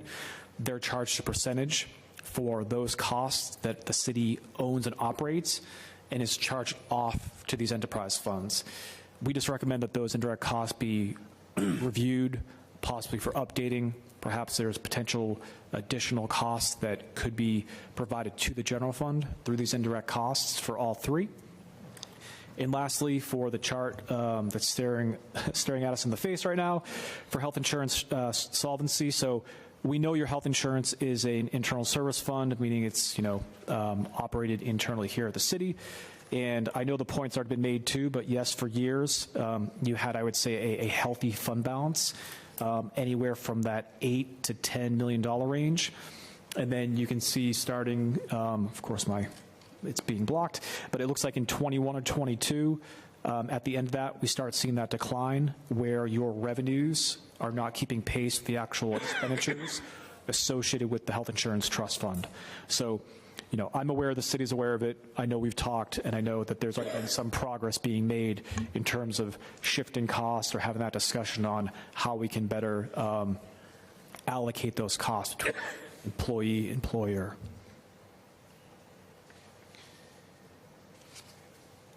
And I think the last full slide I have for you guys, too, is this is just below it as an example of what could potentially, and again, potentially, happen if all three enterprise funds are created. So if we're talking of creating a stormwater utility, generating a fee for that utility service of about $600,000 per year. We talked about trash, if we have 11,000 units at about $200 a pop. And also ambulance, potentially receiving a profit or a higher break-even point of that $400,000. It has the potential to take down your projected long-term deficits from the 5.6 through the 8.7, now down to 2.4 to the 5.5. This is all without talking about increasing current local receipts, other new local receipts, or cost savings throughout that we had talked about as another option.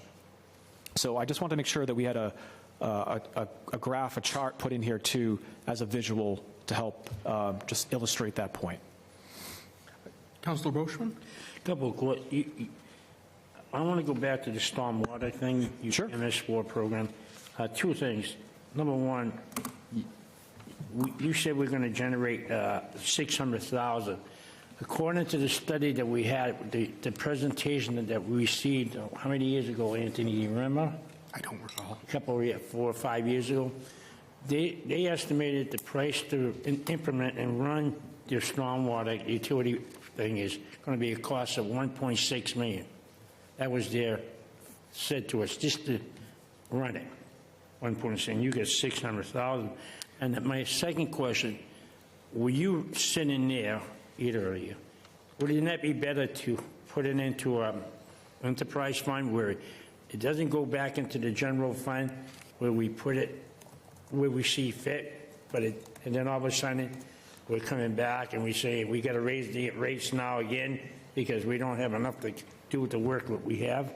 So you're saying would it be better to keep in the general? No, I'm asking you that question. Would it be better to put the money, if we're going to charge an enterprise fund, right? I mean, MS4 program fund, charging the residents for that money, would it be better to put it into an enterprise fund? Yes. Where it's separate, where Boschman and crew can't touch it? Yep, that's exactly our recommendation, is to create an enterprise fund for it. all right. And that's $600,000 we're talking about are known cost, right? So I haven't seen this previous report, but let's say to run this program operationally, it would cost another 1.1 million.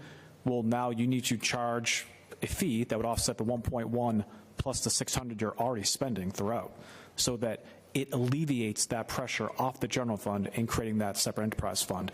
Whatever the true cost is to run your stormwater project, then yes, you would need to charge a utility fee to offset those costs. But most importantly, it helps your general fund and stops relying on the use of free cash to offset these costs that you're already paying for, but except it's all over the taxpayer's basis, if you will, and for free cash. Okay, I yield the floor, sir, thank you. Thank you. Mr. Vice President. So as I understand it, please correct me if I'm wrong, right now the MS4 program is being funded through the wastewater enterprise fund. It's not correct? Free cash. It's going through free cash, okay. Because all the billing goes through wastewater to pay for it, is that correct?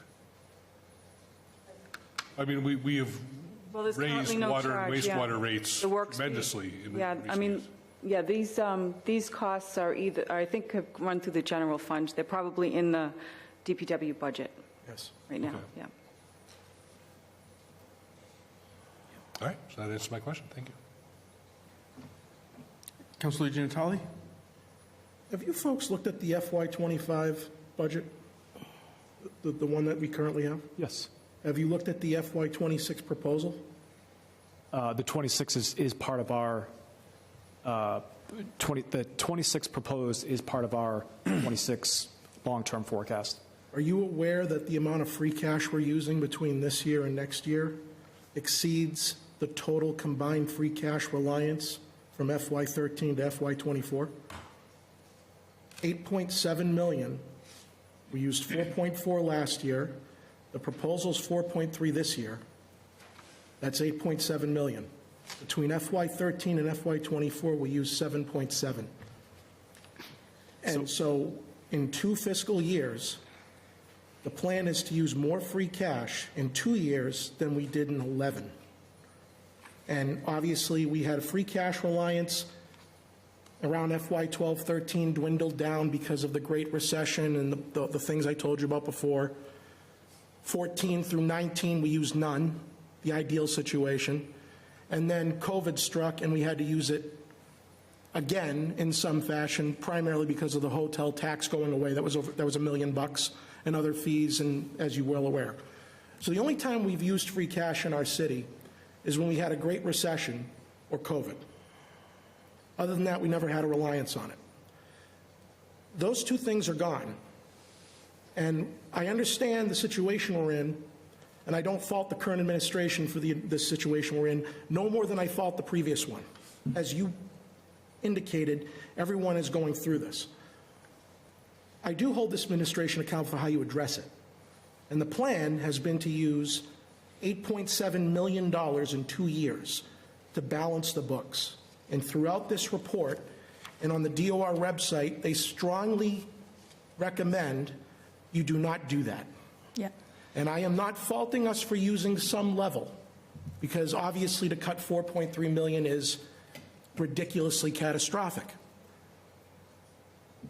But even with the last chart you showed us, even with all those added measures, we're still in the hole in 5 years, $6 million. And I have information from the assessor's office that if we were to do a Prop 2.5 override to raise $6 million, it's $441 more in taxes per single-family homeowner. $441. Question I have for you folks is, if you've seen this year's budget and next year's, is it your professional opinion, with the reliance of that kind of free cash levels, unseen of in this city in over 25 years, that we are on a sustainable path and things are improving? So let me walk it back. So when we talked about history, right, and looking back at free cash use, we stopped at fiscal year 20 or 19. So I don't know what was done previously. And in looking at what's been happening since 2020 in that last chart, if I can just pull it back up, yes, obviously free cash has been utilized to offset increased expenditures, inflation, you name it. Let me just pull this back up. Here we go.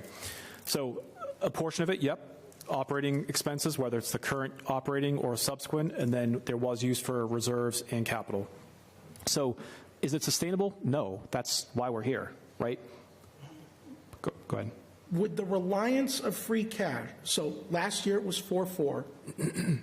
This fiscal year, the budget has a new meals tax, more on the hotel tax, Prop 2.5, the annual increase, higher fees in certain areas, and then investment income's a big jump. And despite all of those measures, our free cash reliance is the same as it was last year, which indicates to me as an analyst, the budget got worse. The budget got more expensive, is what happened. Okay, correct. But we have imposed and we have implemented several austerity measures on the revenue side, and we still have the same dependency. And so you folks mentioned about cutting expenses as one of your recommendations. I hope my colleagues in the next few weeks take that to heart, because I'm not seeing a lot of cuts. I know the city, I know the mayor is telling the public that they're cutting away. No, they're not. They're not. And the public's not seeing the budget. In fact, the budget's not even on the website, nor is this year's. So I just wanted to ask you folks that question, because I know what the DOR would say. And so with this year's budget, our free cash balance from now until certification, which is typically January, is $334,000, meaning it's the plan of this administration to have the next 7 months $300,000. You know, that, and so I just wanted to get your opinion on, do you believe that we're on a sustainable path and that things are on the up and up, given those facts that I just laid out for you this evening? Because according to the mayor, and she wrote this just this past weekend, we stayed the course and show consistency and stability, and we are doing the right financial moves, which apparently means draining 92% of our reserves and not making any cuts of a significant nature. Do you believe that we are on a path to sustainability and consistency with the use of free cash at that levels? Counselor, I don't think it's fair to ask the consultants to take sides on a political issue. I'm asking for their professional opinion, Mr. President. I'd like to know what they think. And to move away from using any free cash for operating costs. It is best practice. It is recommended by DOR that free cash be set aside for either pay-as-you-go capital or replenishing your reserves. So yes, we can agree to that. We did not go into, as Sean said at the beginning, a deep dive into every line item and the budgets and what's being done from that point. Our focus was helping to project out based on the history and where you're going. And yes, Sean did have in his projection for 26 the use of free cash, because at this point, even if you accepted all these changes or recommendations, it's not going to, there's a lagging, factor. It's not going to affect what you have to do for 26. So we did keep that in there for 26, but going forward in 27, we took that out, which is why you see that deficit start to happen. So yes, if nothing else drastic changes, it's not sustainable. And you're going to have to come up with other funding sources. And even with these others, as you said, they're still going out to 2030. You're almost to $6 million in deficit, even with some of these other changes with the current assumptions, that have been utilized, which, in reality means more than likely at some point the Prop 2.5 override is going to have to be part of the conversation. without some other drastic cuts in cost or some other change in the factors. As part of your recommendations on the austerity measures with expenses, is it your professional opinion that in this point in time in Fitchburg's financial situation that we should be fully funding in our budgets unfilled vacant positions? Is that one area that would make sense to reduce spending? So double-edged sword with that, right? Because we talked about turnbacks and we talked about revenue generation. So if those budgets do contain unfilled but yet budgeted positions, then in theory that will help your turnback and your free cash generation. Okay. Now, if you've got 50 positions that are open, okay, now we're talking. But if it's a handful of positions, I don't personally see that, as an issue, because obviously throughout the year, those positions may be hired. Now, you can argue, should we be budgeting 0.5 FTE, 0.6, if we know we're not going to hire everyone effective as of 7/1, then yes. But also to one of the points I think you were making too, when you look at the percentage increase from appropriations year over year projected, we're talking anywhere between 5.8 to 4.8%. I think most people that I would speak to would go, oh, that's not bad. That's pretty good in terms of overall appropriation increases, right?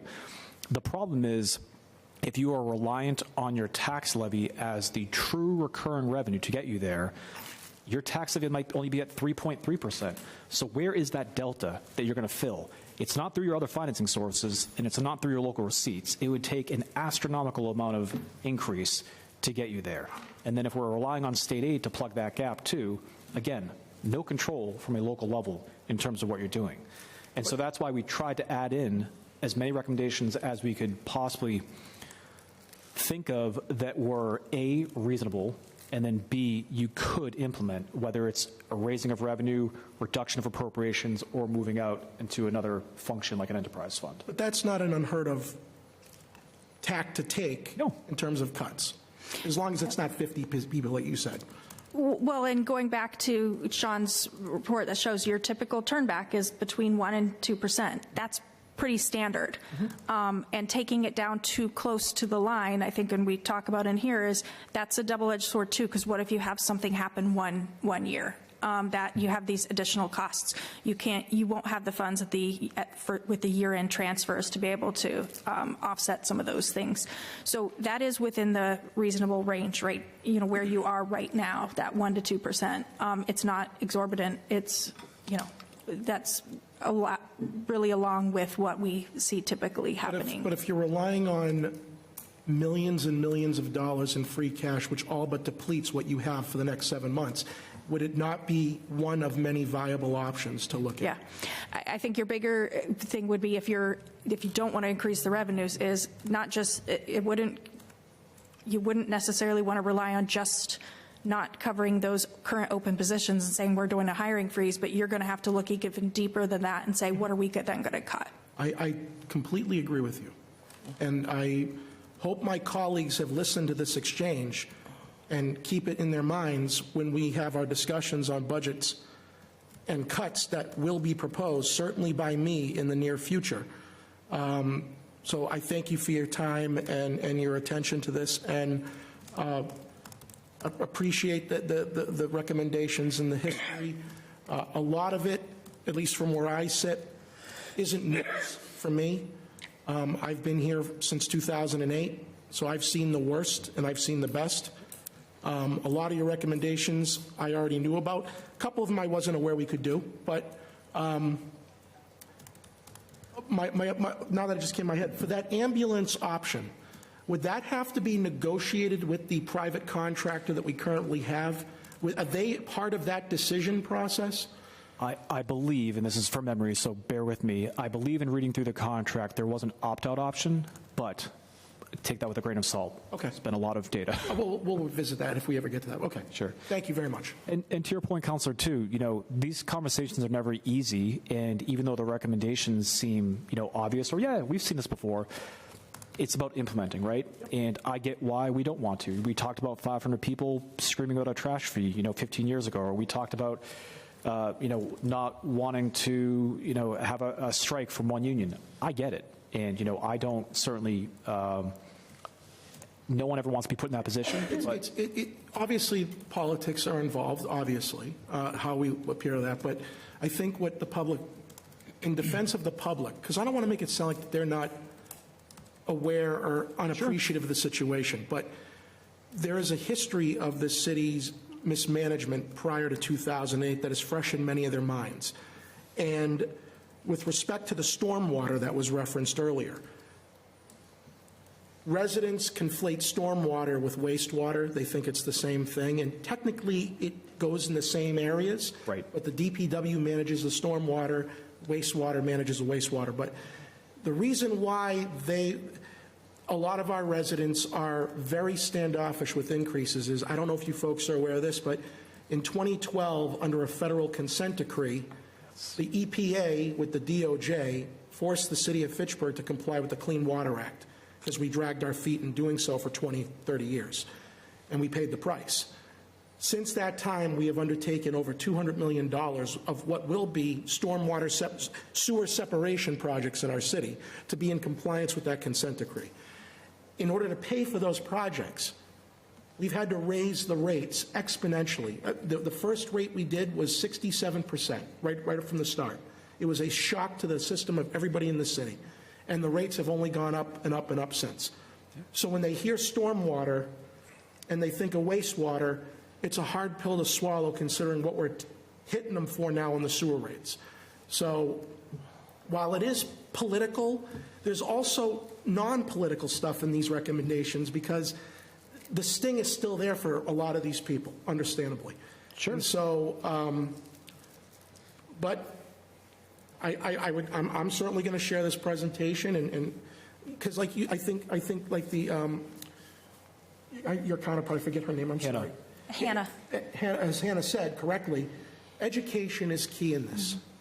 Absolutely. The public is not ignorant or incapable of understanding what's going on.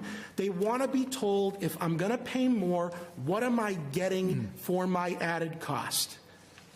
They don't want to be fed fluff.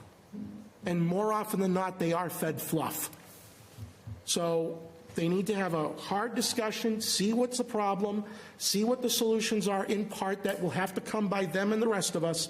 And I think they will be amenable to some of these options if they're adequately shown where the benefit it is to them. And that's, I think, what gets lost in all these discussions when we talk about revenue implementations is the taxpayers do not see how it benefits them. They just think their money goes into the city general fund and it never comes back to them. Got to show a return on investment. Totally get that. I mean, Hannah and I are both taxpayers here in Massachusetts. We get it. We've had to vote on overrides in our own communities too, and no one wants to pay more per se, but if it's at the risk of losing services or decreasing services, then that's when that education comes into play, right?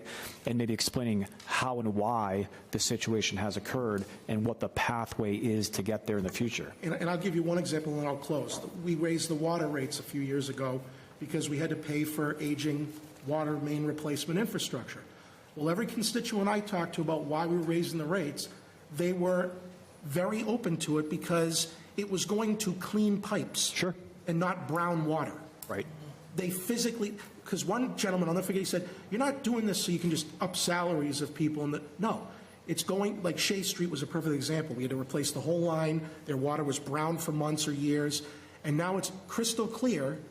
And you ask those residents if they're happy of paying an extra $5, $6. So there is a benefit to making sure residents see how it impacts them directly. Absolutely. So thank you for the presentation. Of course. Thank you all. Thank you. Councilor Cruz? Thank you, Mr. President. I was just going to make the same comment about education. That was a good comment. I appreciate that, Hannah. Thank you. And the entire presentation. Thank you very much. It's very thorough. Thank you very much. You have the floor, Mr. President. Thank you. Any other questions or comments from council at this time? Oh, I'll wait. Well, thank you very much. Thank you for your work on this and for the amount of time you've spent with us this evening. As I said, I will be in touch probably through the mayor's office to arrange for if any of my colleagues come up with additional questions in the coming days. And we appreciate the work you've done. every council member, we work with a lot of them. Also wanted to say thank you for allowing us to present tonight. Also, thank you to the mayor, Jackie, city auditor, Michaela, and all the other employees we worked with throughout this process. Sometimes you go into situations where people are reluctant to talk, reluctant to share. Everyone was very open with us in terms of communicating. Here's information. Let me know how I can help. What can I get you? What do you need to look at? So it makes our job a lot easier. I will also get to Jackie too, after I run the numbers, what the budget is left and available on our appropriation. I will note that I know it's not a lot, but I will make sure to inform Jackie of that as well. Perfect. Sure, go ahead, Are we Councilor. going to get a PDF copy of this presentation? Someone send it to me so I can put it. Yeah. I think I sent the actual 28-page report. Yeah, it was? Okay. I know the 28-page report was. If you want the deck, I can PDF that to you, that same email string too. Yeah, I didn't get an email from you folks, so I don't know if you sent it to the council, you sent it to, but I don't see anything. We'll look into that. Yeah, okay. Make sure that we get a just copy. Something that we can share with our constituents if they hadn't had a chance to see the meeting tonight. Absolutely. Thank you. All right. I don't believe we have a vote on this or anything, so I believe that concludes our business. Oh, That's why you get the email. All right. Well, I have a motion and second to adjourn. Seeing no objection, we are adjourned.